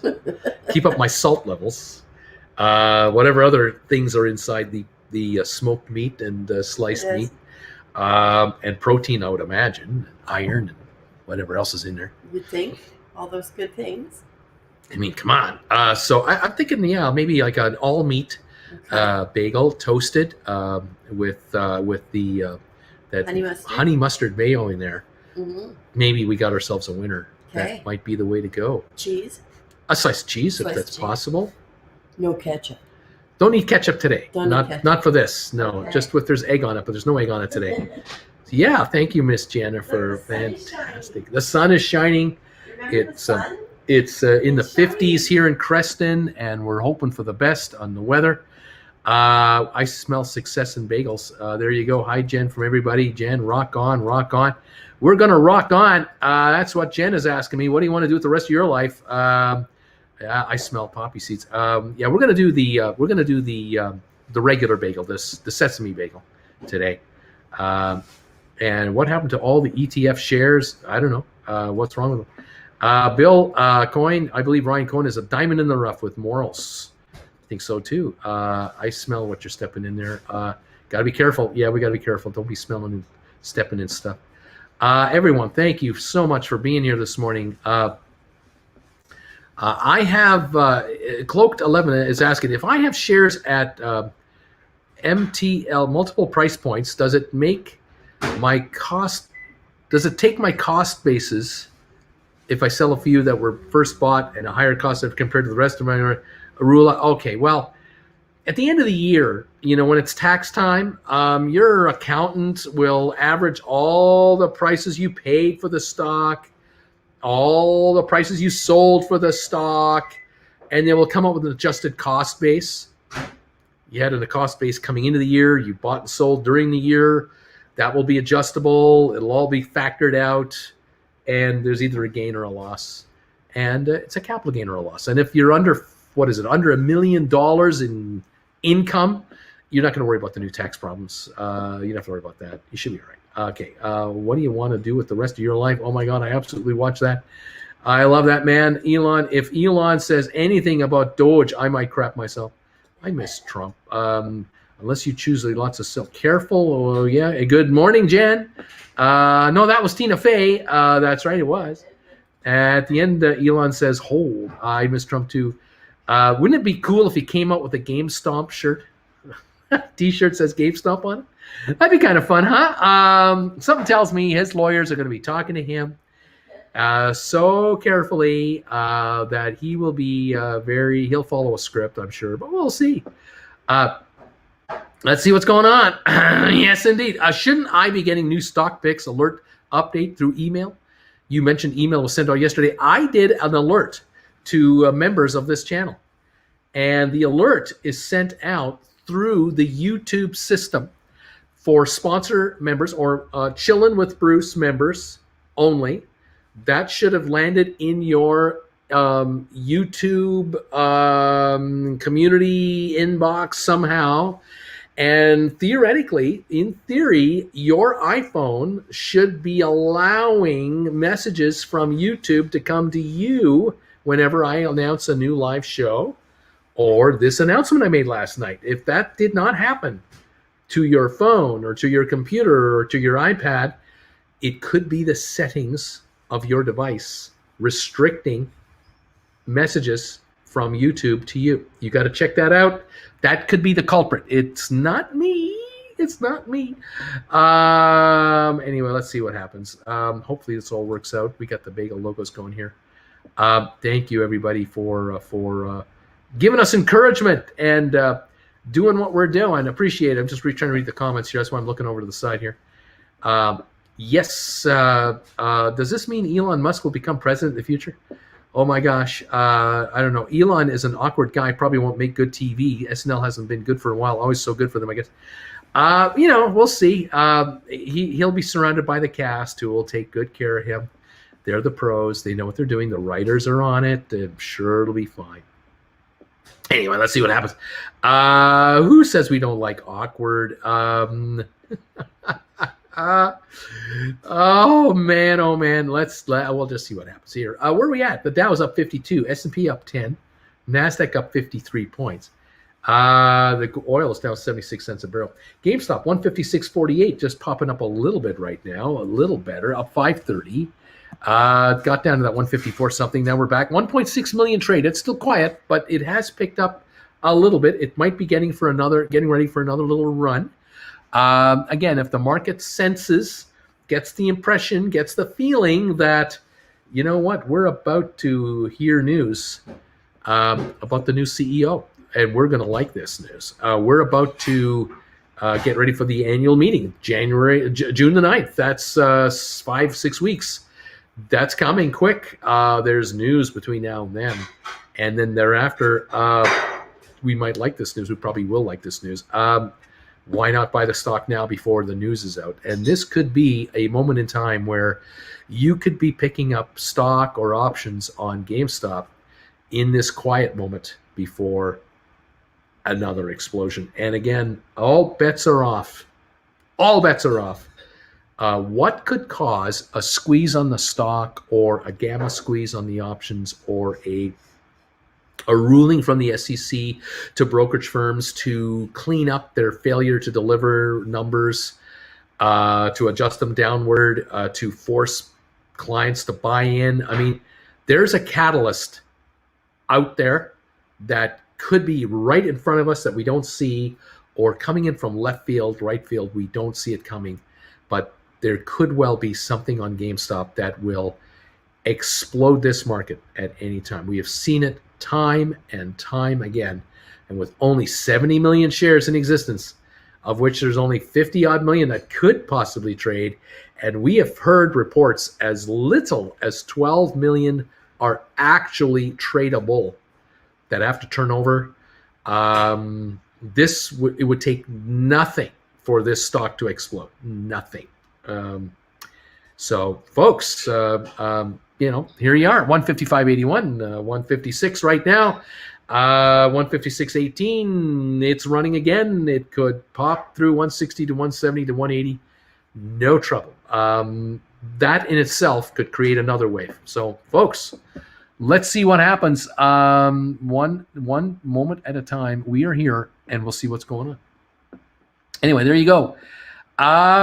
Yes, Bruce, we need to make you a toaster for the puts. GameStop on the bagel. They may only make Mickey Mouse toasters. I don't know what that means. Here's the bagel.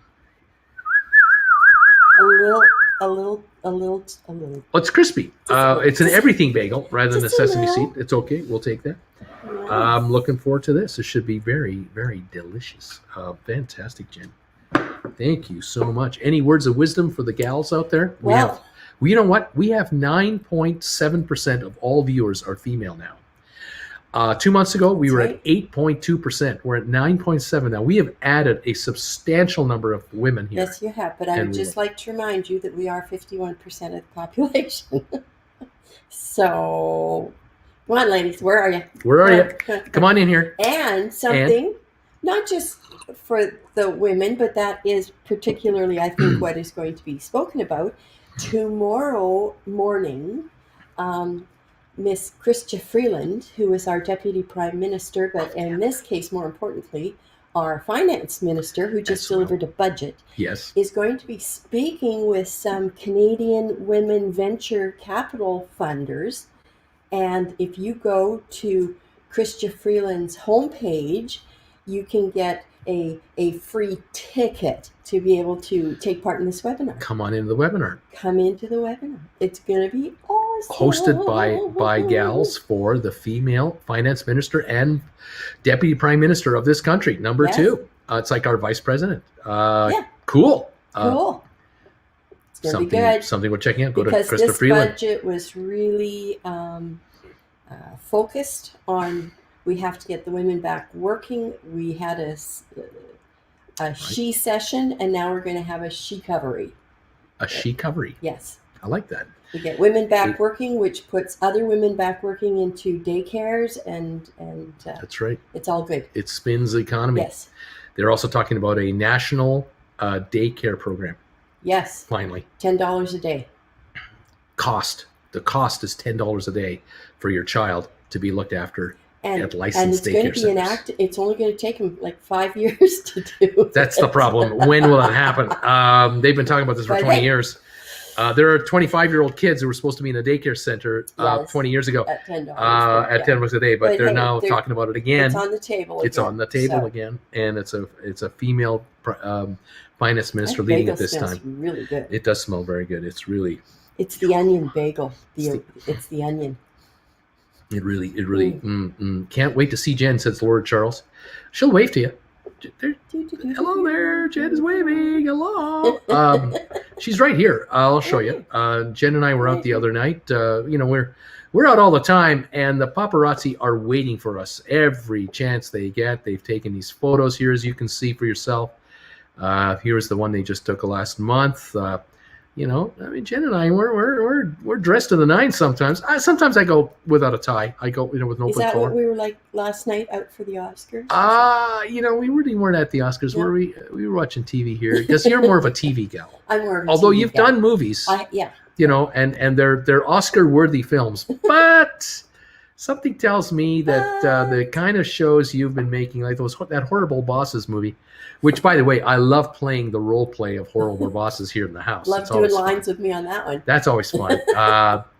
Okay, Bruce, bend over and try this. I'm not so sure about that part, but the rest of it was all right. The rest was okay. Lying in the chair and pretending to be the patient, that was okay. I enjoyed that. But taking films from outside the window. Well, we don't have window. We don't have people taking films from outside our window. We don't do that. But we draw the curtain. Cat now.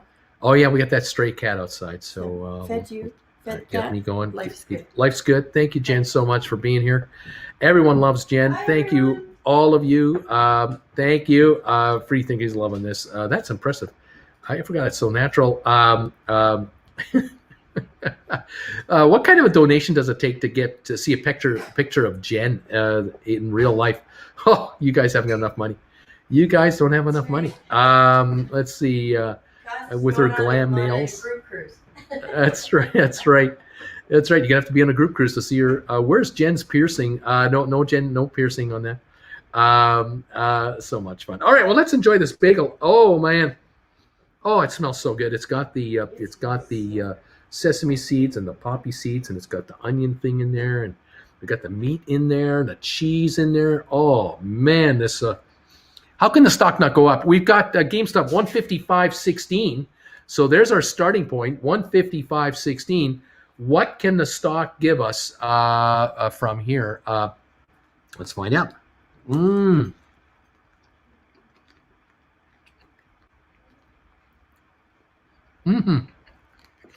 Oh, yeah. Bagel, bagel, bagel. Yep.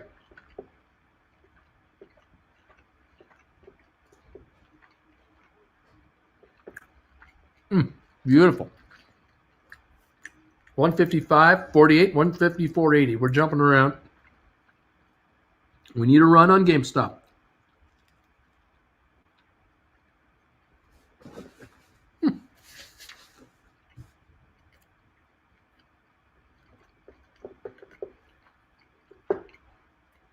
I hope you're enjoying breakfast with me today.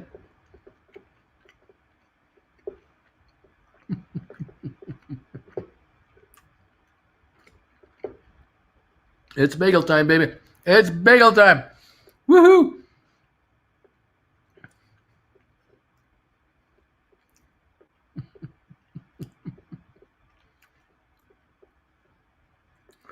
Oh, man. Yeah, it's looking good. It's looking good. It's buy time. We're going to be leaving the station, folks. Creator of Dogecoin died from cancer. That's sorry to hear. Happy Monday, everybody. Bagels time here. Let's see here. CCIV is going wild today. Well, needs all the help it can get. Used to be at $60. Unbelievable. MVIS. Any thoughts on MVIS? Don't know who it is. Don't know what they do. Let me take a look at MVIS. MVIS. Let's pop it in there. Microvision at 23.71, up 5.74. And the low was 24 cents, the high of $24. It's at the high right now. And I don't know if it's got more upside in it or not. I don't know what the deal is. I don't know this company very well.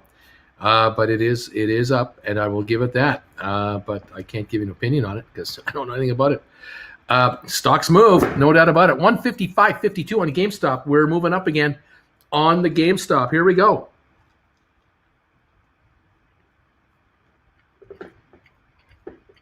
Oh, yeah.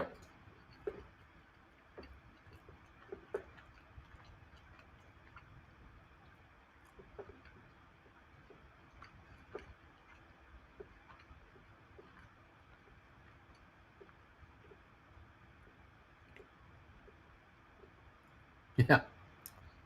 This question I can't answer. It's a good question, but I can't answer.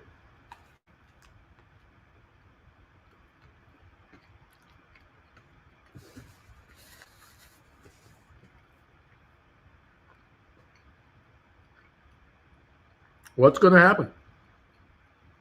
I do not know.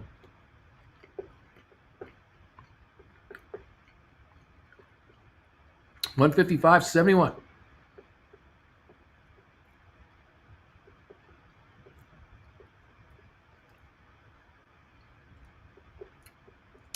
I can't tell you what the deal is on this one. Can't say. Cannot say.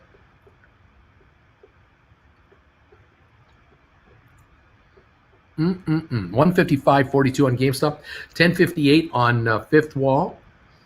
AMC 10.99, up 82 cents, up 82.83 cents. That's where we're at right now. The Dow is up 36 points. S&P up 9, NASDAQ up 55, oil down 99 cents a barrel. 155.38 on GameStop. It's just kind of unchanged right now. We're sort of hanging in here. And bought more GameStop. Can't get my fix. I'm chasing the Magic Dragon. Let's see what happens. Who is on the SVAC merger? What's that all about? Let's take a look. Let's take a look at the different stocks. Here we go. SVAC.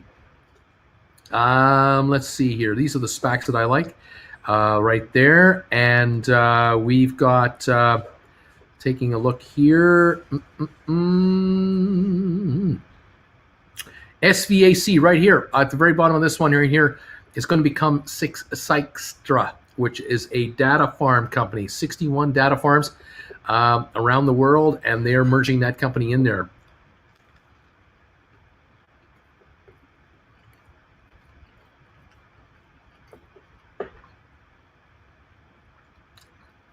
Gore Holding to become Matterport.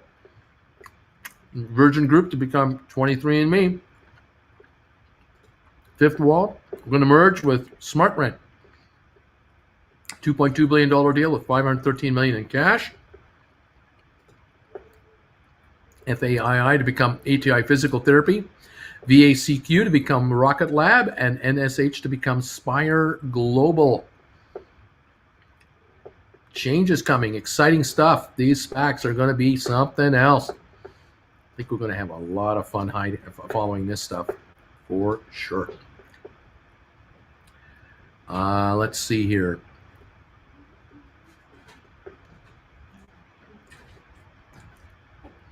$155.66 on GameStop right now.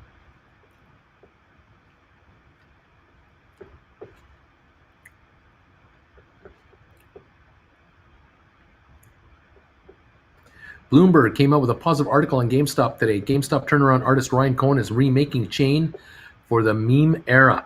Interesting.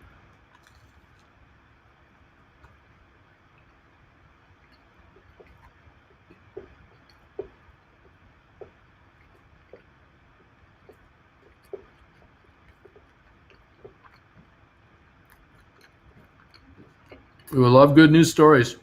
We want more of them. More of them.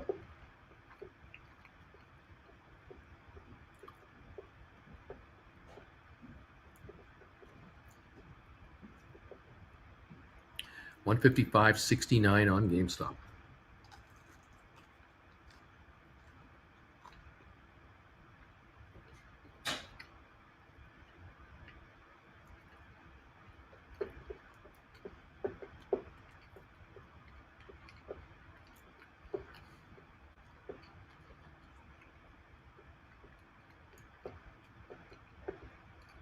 All right.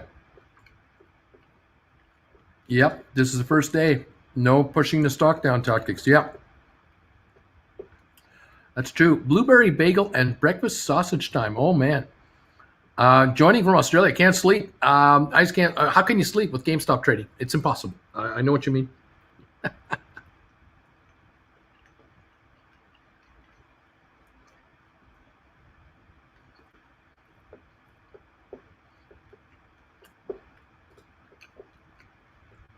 Rock and roll. Hello, everybody. 1,500 thumbs ups, guys. Thank you so much. Keep those thumbs ups coming. Let's go for 2,000 now. This is awesome. See if we can get 2,000 thumbs ups on this live show. Fantastic. Great support there. 155.42, 155.84. Go GameStop, of course.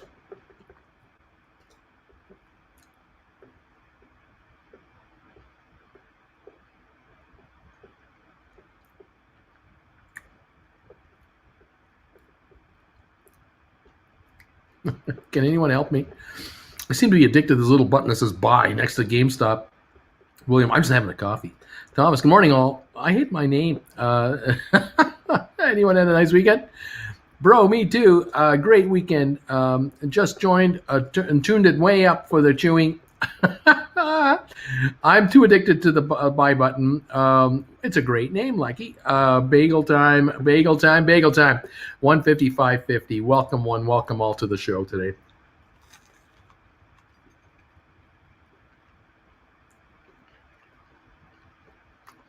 We're having a bagel. Oh, yeah.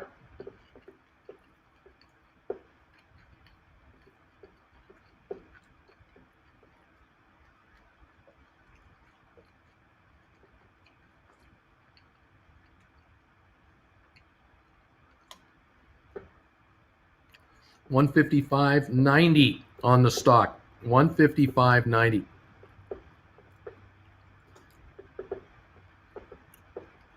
And I'm showing it at 154.45. So tell me what's right. Jumping around here. 154.12. 154.12 right now is the accurate quote. Up to 94.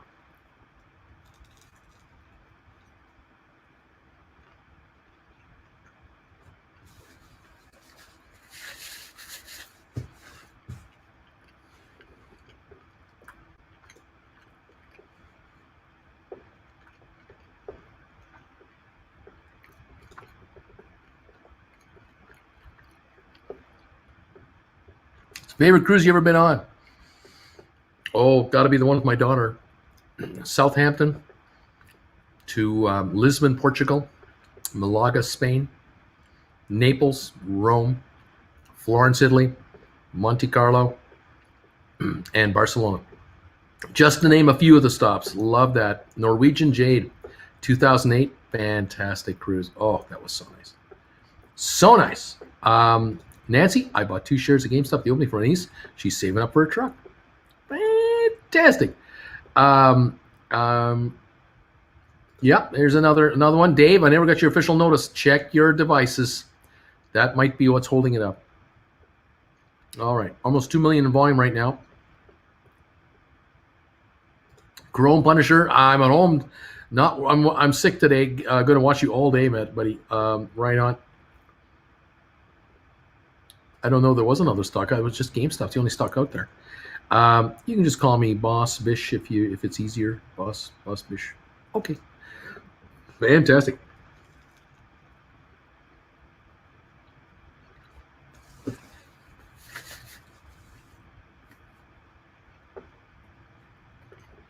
$154.51 on GameStop.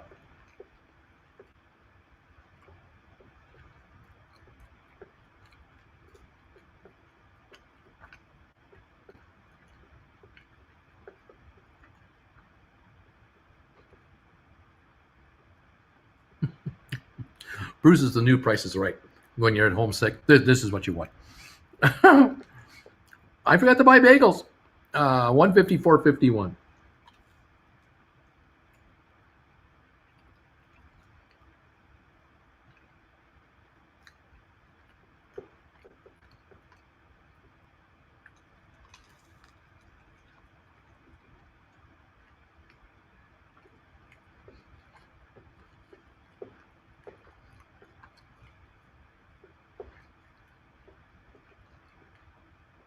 Go markets.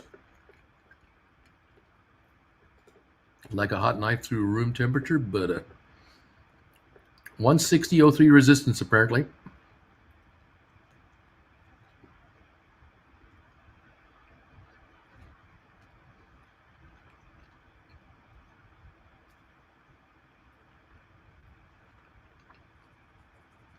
Just finishing out the last of my bagel. 154.30 on GameStop.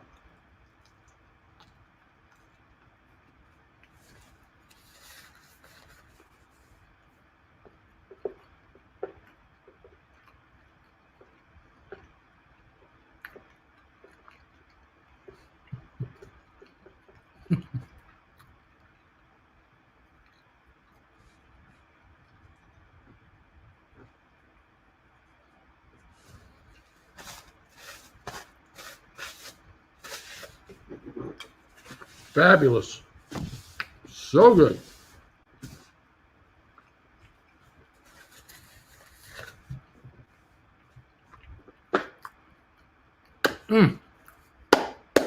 We just need GameStop to cooperate. That's all we need now. The cost of bagels in Creston. In Canadian money, I buy a 6-pack for like $4.30 Canadian. So that's about $3.50, $3.60. So they're about 50, 60 cents a piece. Occasionally they go on sale, and you can get them for like $3.49 or something like that. But yeah, about 50, 60 cents a bagel is usually what you end up paying. I prefer room temperature butter. Spreads easier. Also, I don't like cold ketchup. All these bagels.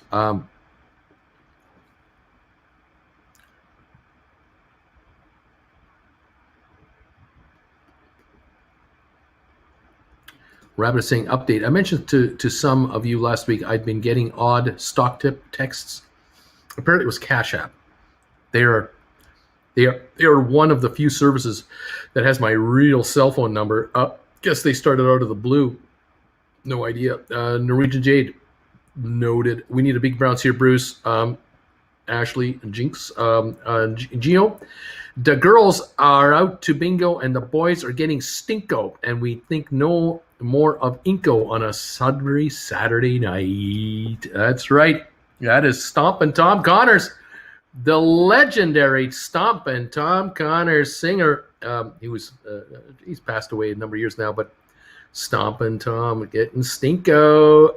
That's right. The girls are playing bingo and the boys are getting stinko.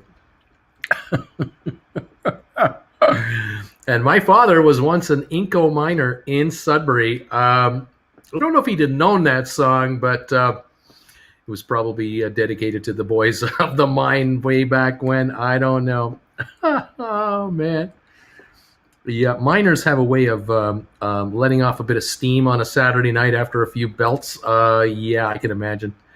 Yikes. Anyway, crazy.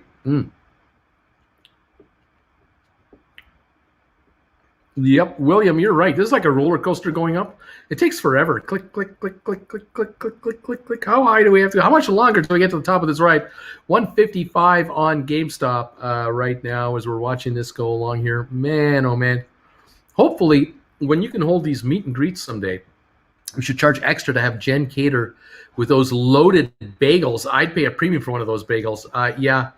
We talk about this all the time. We wonder, geez, how many of you would show up? I wonder if we were to announce a meet and greet in the Los Angeles area and gave you like 3 months notice that we were coming, and then we would do like 4 days later, we would do one in Phoenix maybe, and then about 4 days later we'd do one in Dallas, Houston, one of each town perhaps. We do one, and then 3-4 days later another, and then we did one in Atlanta, one in maybe in Miami area.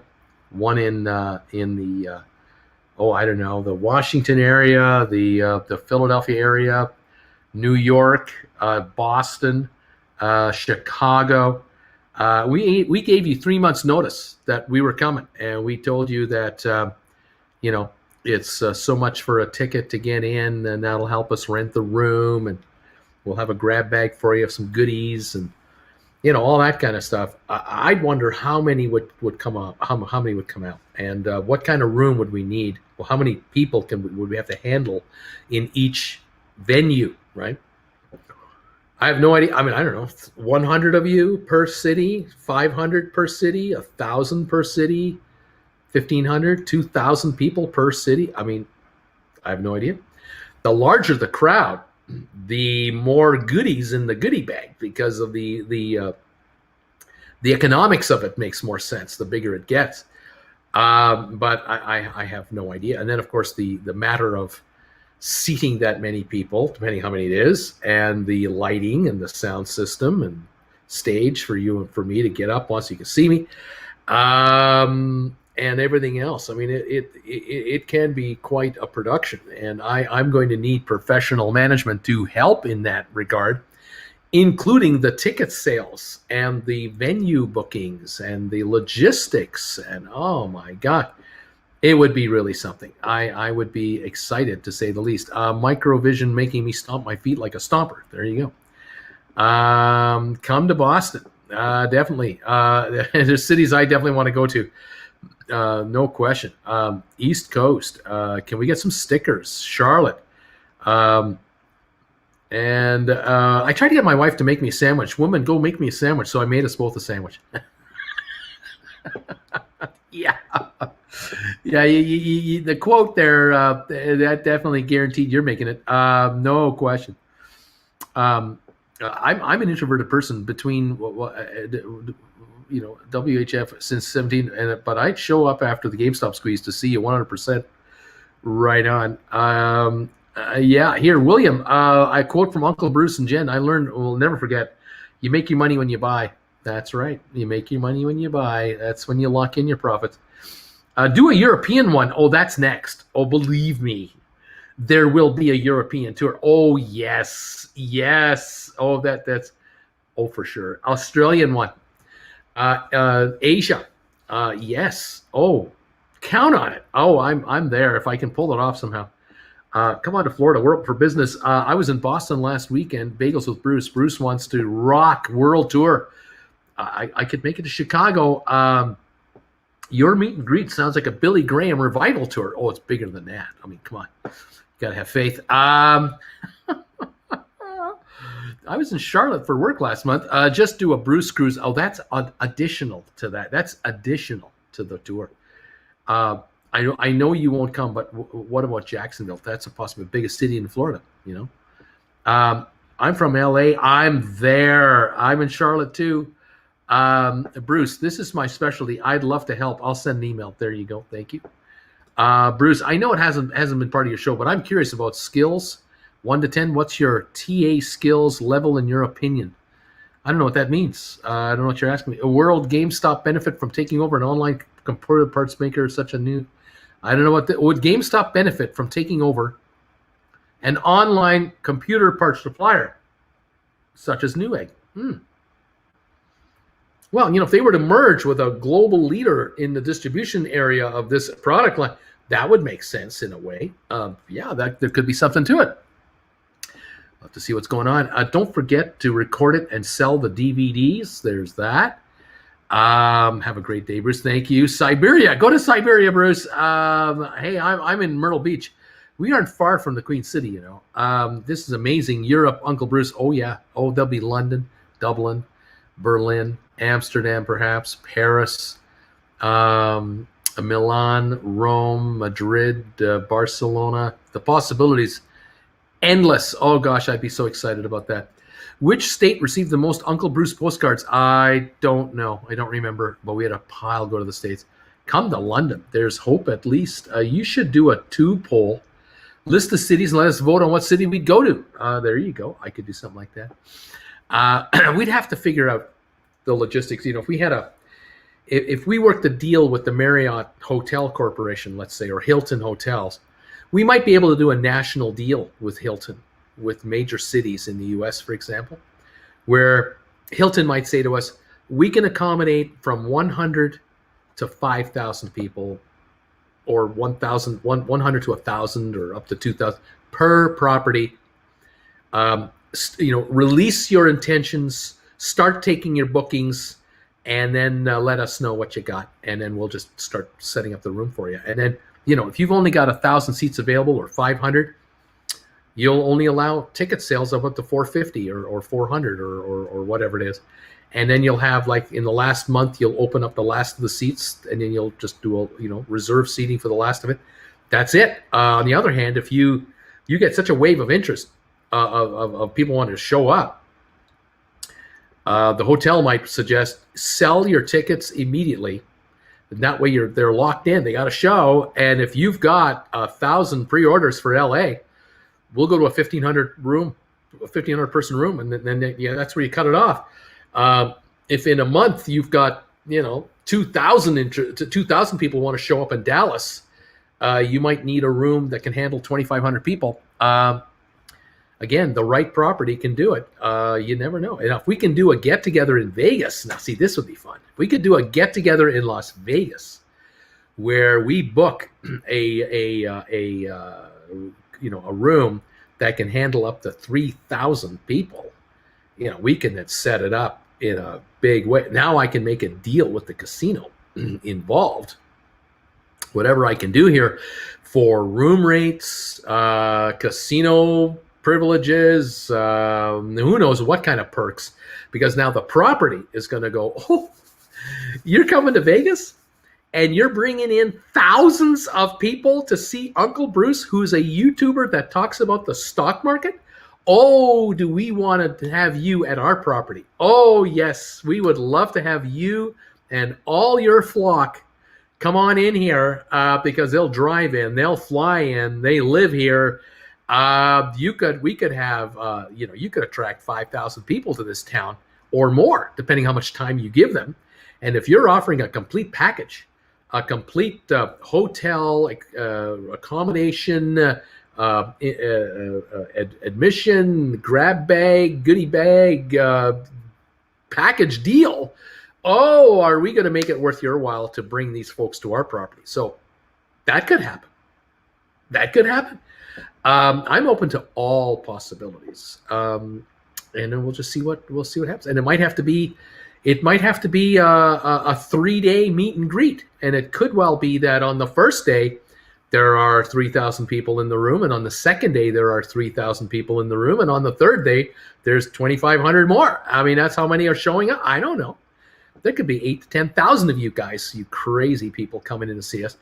That would be wild. I mean, that would just be wild. Of course, it would be great because we'd have it all in one city over a condensed time frame, and set the thing up for months and months and months and have this gigantic party.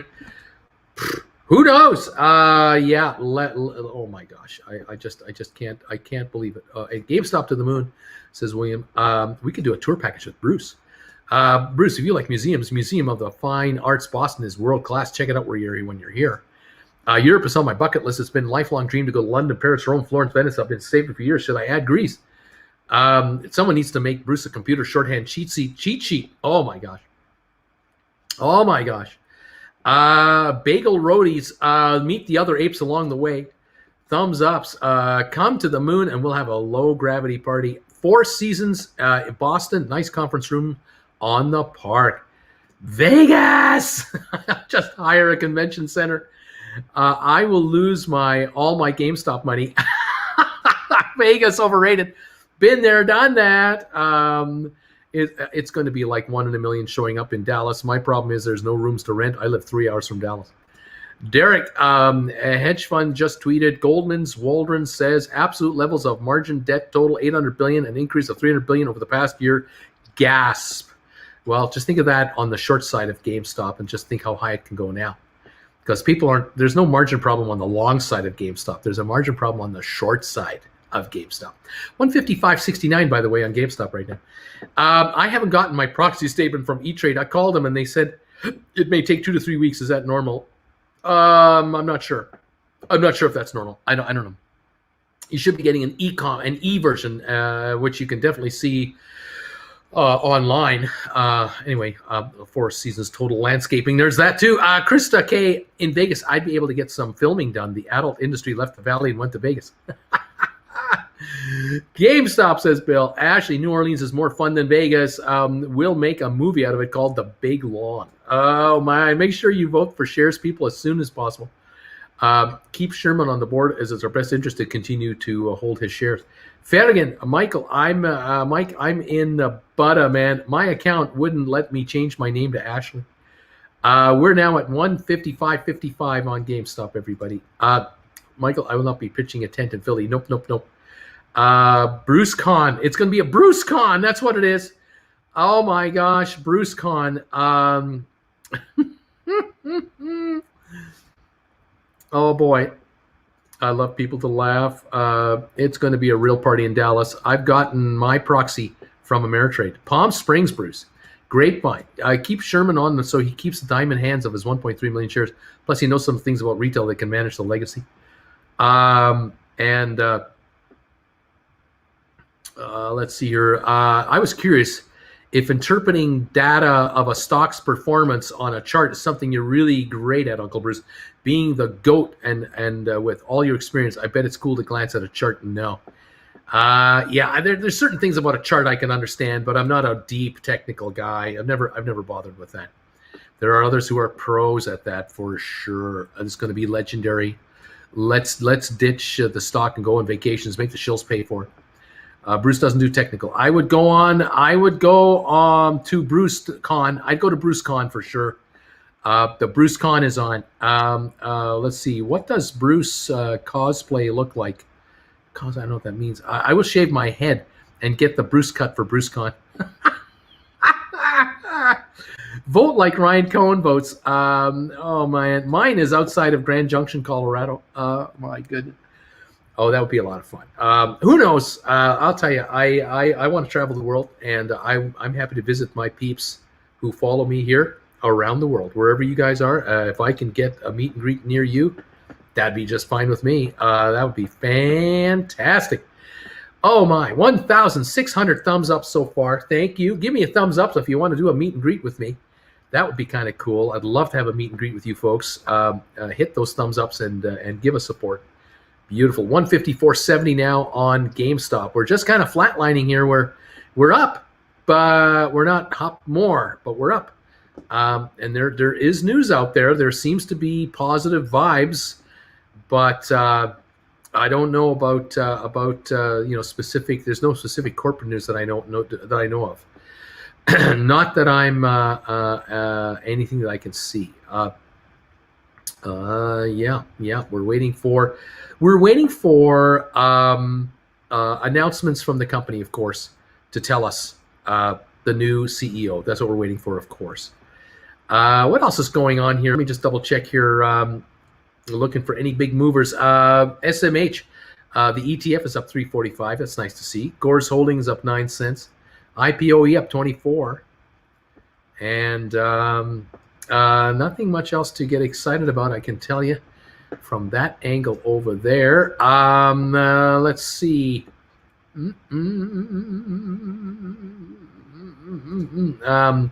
Extensional, thanks for answering. I wondered if you're being humble about it and if you could recommend a book. I actually can recommend a book. I should recommend a book right now to everybody that's here. Those of you who are fans of mine and followers of mine, you have seen me recommend this book before. It's not a market book, by the way. I don't want to mislead you, but this book is pretty darn good. And let me hold it up for you. I talked about this book on my channel before. I've talked about this book on both of my channels. It's called Lethal Voyage. If you want to take a cruise from the comfort of your couch, you can take a 6-day cruise on this ship right here with in a Mike Stoneman thriller. Mike Stoneman is a New York detective, and he and his girlfriend and his partner and his girlfriend are going on a cruise to get away from it all because they just got too many murders going on in New York City. They want to get a break. Their boss is saying, get lost for a while. They're taking a 6-day cruise from New York to Bermuda. And guess what happens? Yeah, there are murders on the ship. All of a sudden, we got bodies showing up on a cruise ship. Kevin G. Chapman is the author of this book, and he has released 4 books so far. He's working on his 5th already. And I want you to do me a favor. I want you to do me a favor, and I want you to do Kevin a favor. His book has been nominated for an award. He is up for an award. Let me show you this right here. There is a magazine called In Detail magazine, and they've got an award handing out for top novels, and he is up for an award. You need to vote for him, and you can vote for him by going to the link that you see at the bottom here, indetail.com poll suspense thriller. You vote for this book, it becomes, he's already in the top, I think 11, he'll be in the top 5.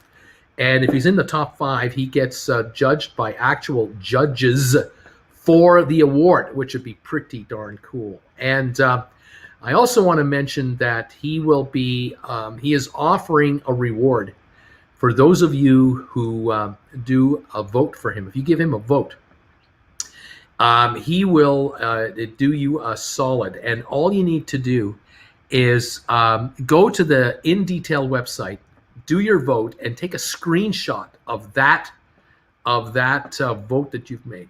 And once you do that, excuse me, once you do that, you need to go to his website, and it's the Kevin G. Chapman website. Let me show you that right here if I can.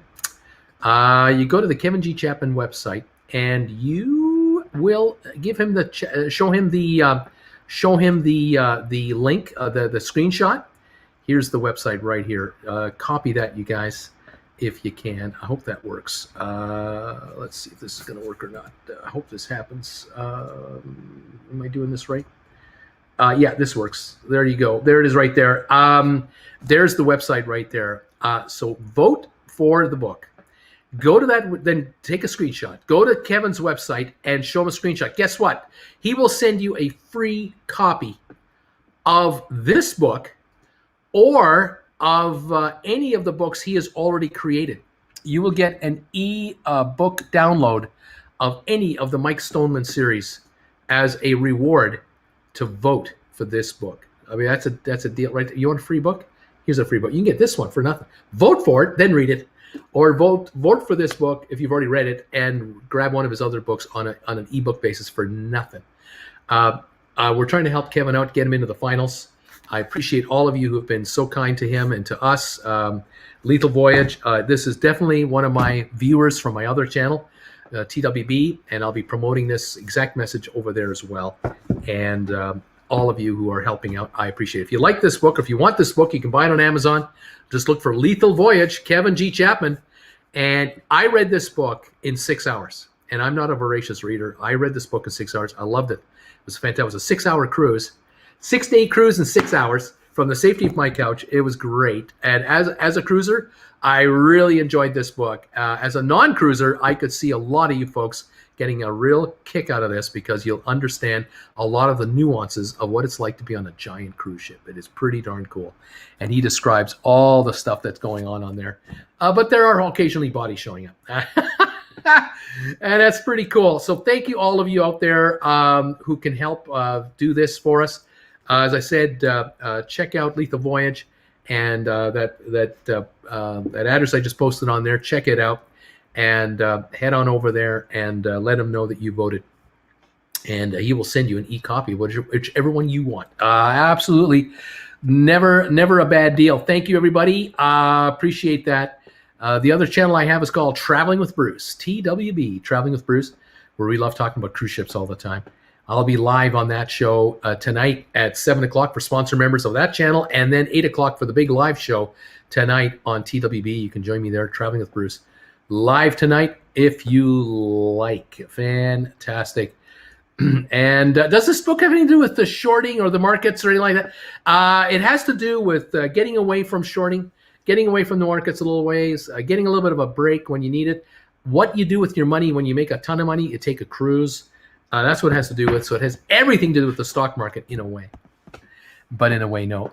Thank you, all of you, for that. And like I say, I hope you enjoy it, and you check it out, and give him a vote and help us out. That's beautiful. Thank you. Bruce is on Kevin Chapman's website. That's right. Sounds like a fun trip, and it's pretty cool. It's a pretty good deal. Sharon, you are welcome, Sharon. That is Kevin's wife right there. And she's a follower of this channel, and she thanks you and thanks me, and I thank her, and I thank all of you. Bruce is going to have enough channels eventually for a Zoom meeting. Oh, yes. Oh, my gosh. Great stuff. Going to San Diego for a few days. Supposed to be 80 in the beach. Oh, my gosh.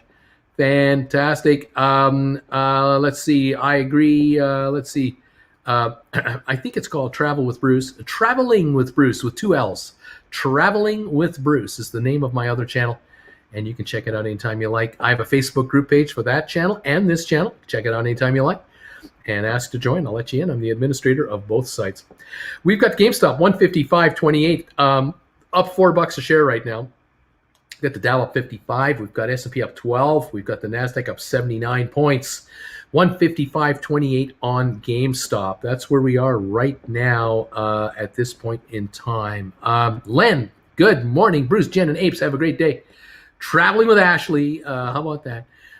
Thank you, everybody, for all of your support of this channel and my other channel. Oh, man, you guys are awesome stuff. Thank you for the 1,600 thumbs up so far. Keep those coming in, folks. We're trying to hit 2,000 today. Keep those thumbs ups coming. Appreciate it very much. 155.63 on GameStop. Watching that closely. See what's going on. Zoom meeting, are pants optional? All depends on your job. If you want to keep your job or not. Depends if you keep your pants on or not. Let's see. So Bruce, so you're saying make a bunch of money, then go on a cruise and get murdered, or make a bunch of money, get on a cruise, and don't get murdered. I take the latter option. Just go on a cruise and enjoy yourself, and have a good time. Ashley's laughing out loud. Thank you, everybody, for this and everything else. What can I say? AMC is up 80 cents to 10.96. It was as high today at 11.55. So it had a nice little pop there. I sure hope a lot of you are breaking even on that. IPOE up 25 cents to 16.42. Gore's Holdings up 16 cents to 13.67. And Vanik up 3.75. Home Depot down 2.45. IBM up 49 cents. Dow up 52. Microsoft up 33. Apple up 33 cents. Tesla up 8.73 a share.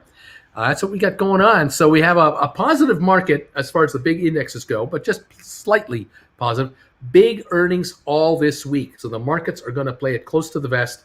Wait for the companies to come out. We're expecting blockbuster numbers from almost all of these guys. I'm expecting big numbers. We're going to see what happens here. That TA was right about bouncing off of 153. I think we're going to go much higher. 155.50 right now on GameStop. Let's see. Hey, Bruce, how's shareholder voting going to work with all the synthetic shares? I do not know. Synth? I don't know. I have no idea how that's going to play out. I cannot answer that one any way, shape, or form. We're just going to have to wait and see what happens, when it happens, how it happens, and the way it goes. 155.29 on GameStop. Yeah. Anyway.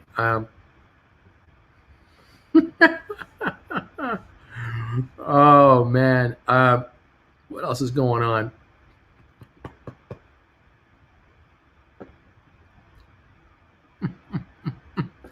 Would you guys join a channel called Waffles with Raptor, where I eat 50 waffles and dip them in water like that Chinese guy that crushes all those hot dogs? Man, oh man, oh man.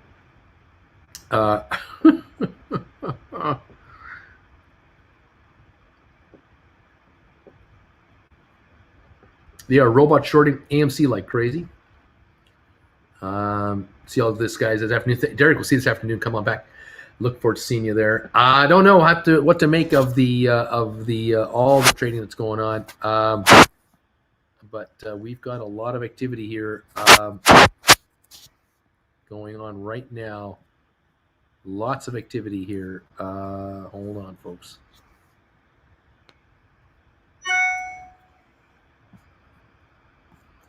Trying to get my phone to ease up a bit here. 155.13 up 395. AMC at 1092. Fifth Wall acquisition now. The new SPAC I'm talking about.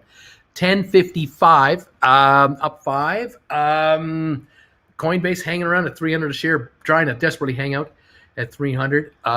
We've got Social IPOE up 26 cents and Gore's up 21 today. So two of the SPACs are moving up a little bit today. We're happy about that. And there it is. Can you quickly talk about your new SPAC again? I came in late today. A quick peek over here. There's a new SPAC I'm following now. It's called Fifth Wall Acquisition. The symbol is FWAA. They're going to merge with the Smart Rent in a $2.2 billion deal, of which $513 million is cash, $345 million in the SPAC, $155 million from a PIPE financing that's been restricted and oversubscribed. This is going to be a very, very interesting company going forward. You definitely want to take a look and do some due diligence on these two guys. Really, really neat story, and I like the deal. It's going to take until the third quarter to be done. So just so you know, don't expect it to be done this week. It's going to take 3 months to 4 months minimum. So we're looking at the fall to be safe. Fifth Wall is up 6 cents to 10.56 a share. It was a $10 SPAC. No warrants were issued. No warrants, only the shares. They didn't want to issue too many shares. They kept it restricted. Very interesting how this is working.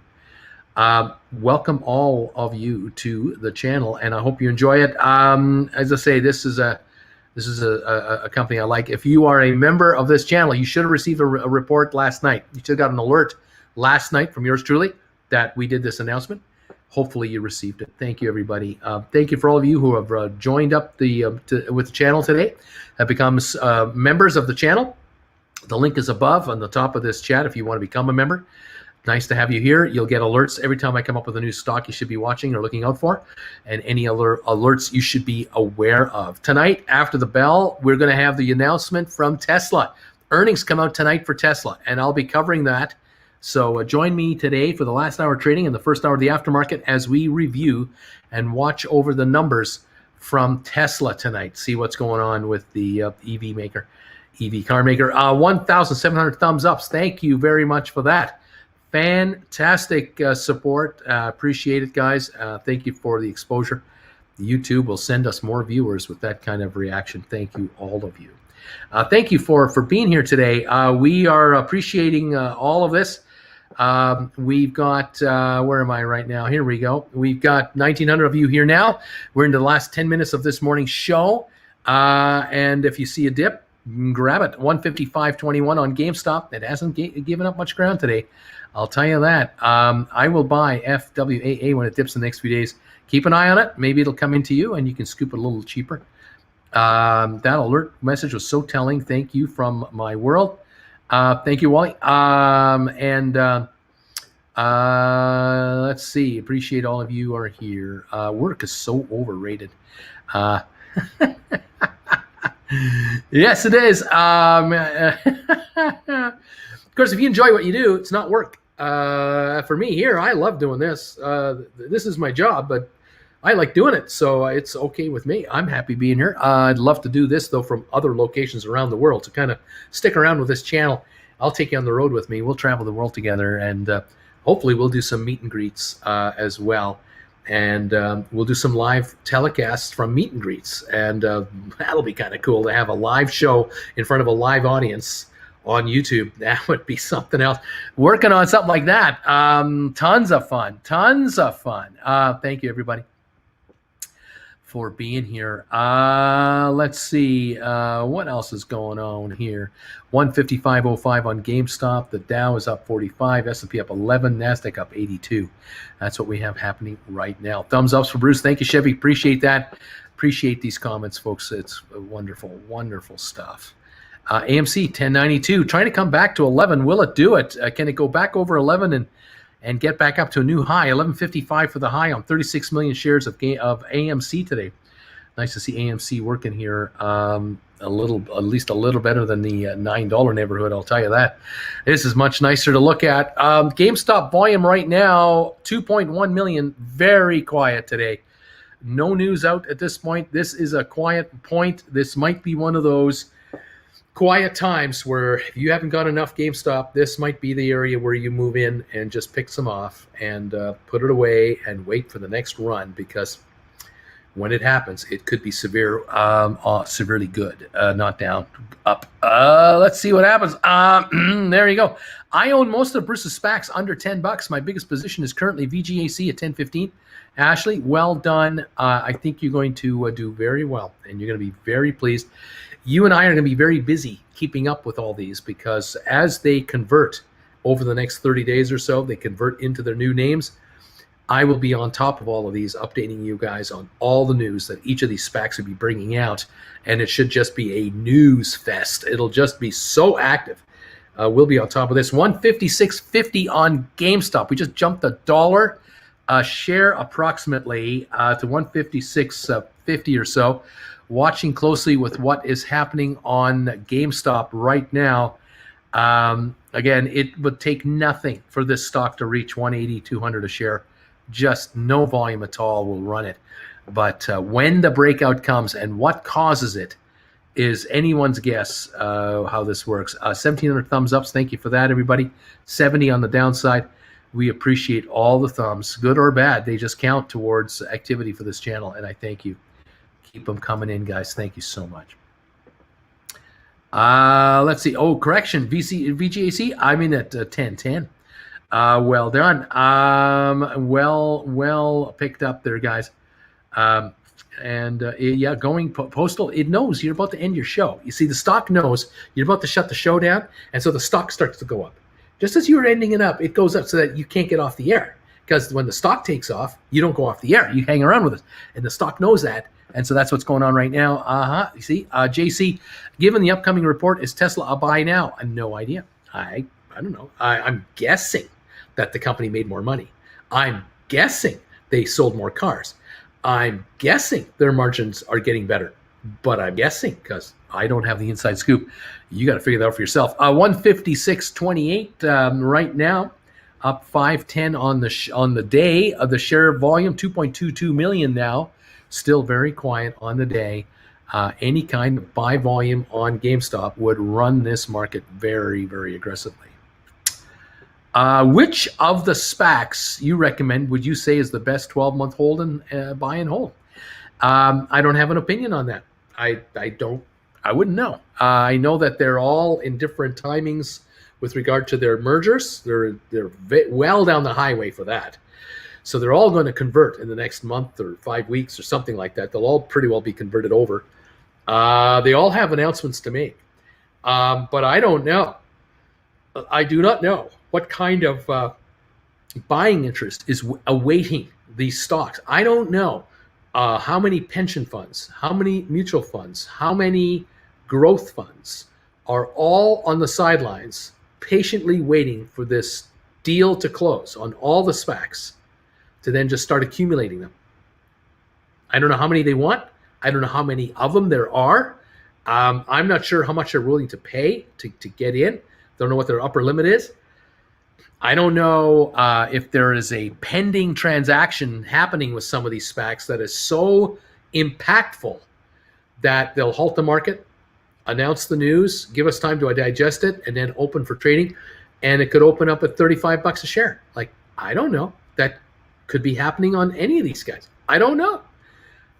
There's a lot of potential here. There's no downside that I'm worried about. I have no downside worries with any of these guys. What I wonder about is in the first 3 months, what's the upside? How much can it be? And it's possible we may have some very substantial upside on one of them or two of them or four of them or five of them. This is why I can't tell you. You just got to have some of everything. That's all I can say. I guess I have to go put real effort into work for a while. Roger that. 527. We're now at 157 or so. We just touched 157. Bruce, 157.20. Is it true this squeeze could take some time off? Could take some time to take off? Well, it's been time. We've been waiting since January, February for another squeeze, for another chapter. It might be time right now. Might be happening because the stock is not going back to $50 a share. It's just not backing off. So we don't know. We'll see what's going on. I have VGAC at 10.05 and some at 10.60. Got to average down on the last one. Whatever works for you. 156.66 I'm showing some right now. Well, I have some everything, so no worries. I have all Uncle Bruce's SPACs. I retire on Friday. You are my retirement fund. No pressure. Okay. Tesla is so volatile, and too often good reports still cause dips in Reddit stocks for unknown reasons, says Going Postal.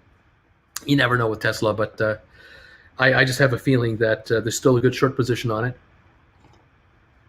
And if the numbers blow the street out of projections, stock could take a shot, but can't guarantee it. I don't know. Free thinker, Brucey's picks are not for people to blindly jump into. There are tens of thousands of investment options. Brucey has like 9 picks that serve as a hint to me to look into them and make my own decision. There you go. Christopher King, I welcome you to the channel as the newest, greatest member ever to join this group of fantastic people. I'm so glad you could make it. I hope you enjoy the emojis that you get to use, and I'm sure you'll be welcomed by a whole bunch of viewers. Thank you for joining the channel today, joining the gang at Stock Markets with Bruce and the Chillin with Uncle Bruce member group. Nice to have you here. Jack's welcoming you in already. That's just right there, a sign. Welcome from Maverick as well. Fabulous, man. This is great. Lance, so many indicators suggesting breakout soon. Bollinger Bands, rising MACD after crossover on 5D30. RSI rising. Guess we'll chase sideways all day long. I don't know. We'll see. Everyone's saying hello, hello, hello. Hey, it's Christopher, says Rabbit. Hey, it's Christopher. 156.31 on GameStop, up 5.13 a share as we are zeroing in on the 3-hour mark of this show. Happy to see the movement. Let's hope we get lots more. Yo, if you get 50 shares and you can gamble on a 2-for-1 stock split, then you'd have 100 shares and write a call option. That's true.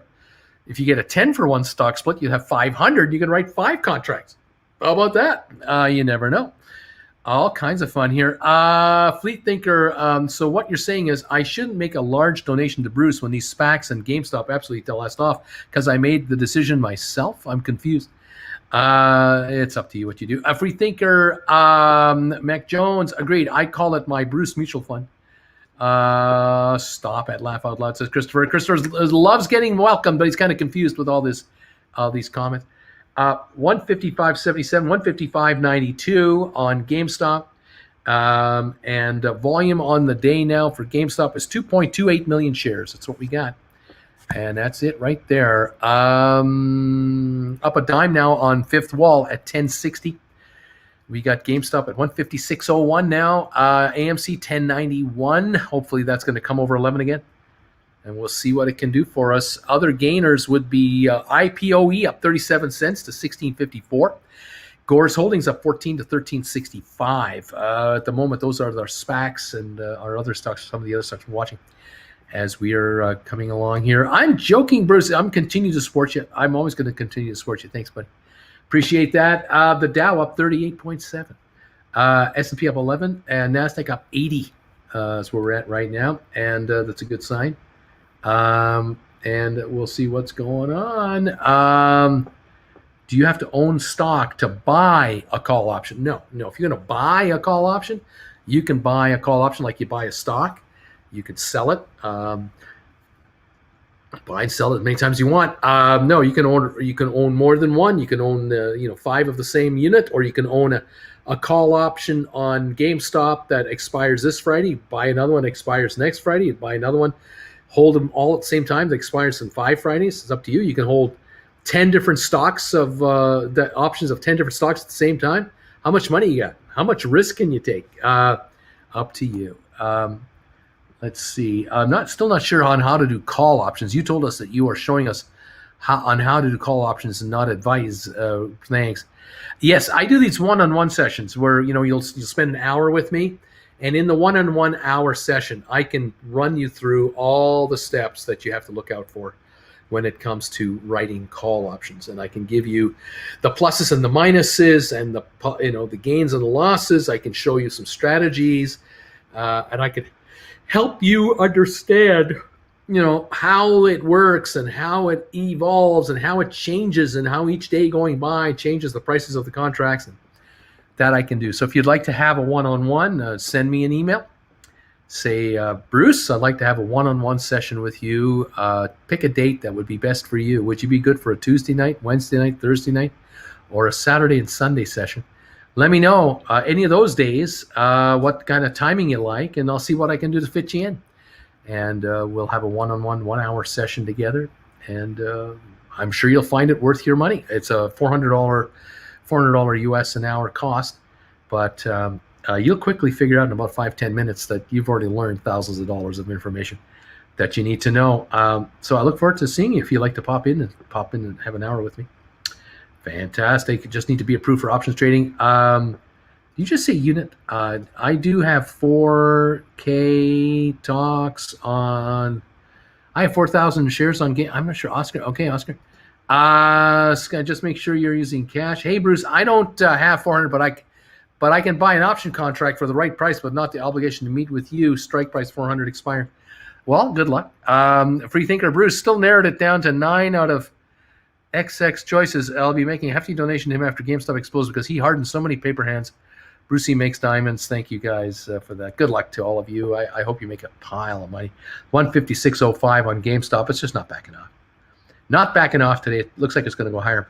Alrighty. Well, that's it. We're up 33 on the Dow, up 10 on S&P, up 77 on NASDAQ. Thank you all for being here today. I will catch up with you later today at 3 o'clock Eastern time for 2 hours, for the last hour of the day and the first hour of the aftermarket. Get a chance. Check out this book, Lethal Voyage, on Amazon. Go to the Kevin G. Chapman website, which I've indicated already here. I'm not sure if I can do it again. I'm not sure. Let me just check something right now. There we go. And can I do that? Yeah, there it is. Check out this website right here. And you can vote for this book through Kevin Chapman's site. You can go to his website. That'll link you into the magazine. Vote for this book, and he'll give you a free ebook version of this one or the other 3 he's written. And I think you'll enjoy them a lot. Fantastic, everybody. Thank you. We'll see you this afternoon at 3 o'clock for our get-together for the last hour of the day and the first hour of the aftermarket. We'll follow the markets together, okay? And then you can join me on Traveling with Bruce tonight, my other channel, 7 o'clock Eastern as a sponsor member, 8 o'clock for the big show, which is free to join for anybody. and I appreciate you coming by. Later, everybody. Thank you. See you all later. JC, no, don't go. Don't do it. We'll see you, John. John, thank you. Godlike holding through the red is so good for anybody. 156.16 on GameStop. Goodbye, Bruce. Thanks, Bruce. Back to work every night now. I can't watch your late show, but I always catch up to the rerun. Enjoy your break. Thank you very much, Aaron. Appreciate it. Guys, have a great afternoon. We'll see you at 3 o'clock today for the last hour of trading and the first hour in the aftermarket, and we'll follow Tesla's financials. They come out tonight after the bell. We'll be here to watch those together. Okay, so come on and join me, and we'll catch up with you soon. Thank you, everybody, so much. Appreciate it. Bye for now.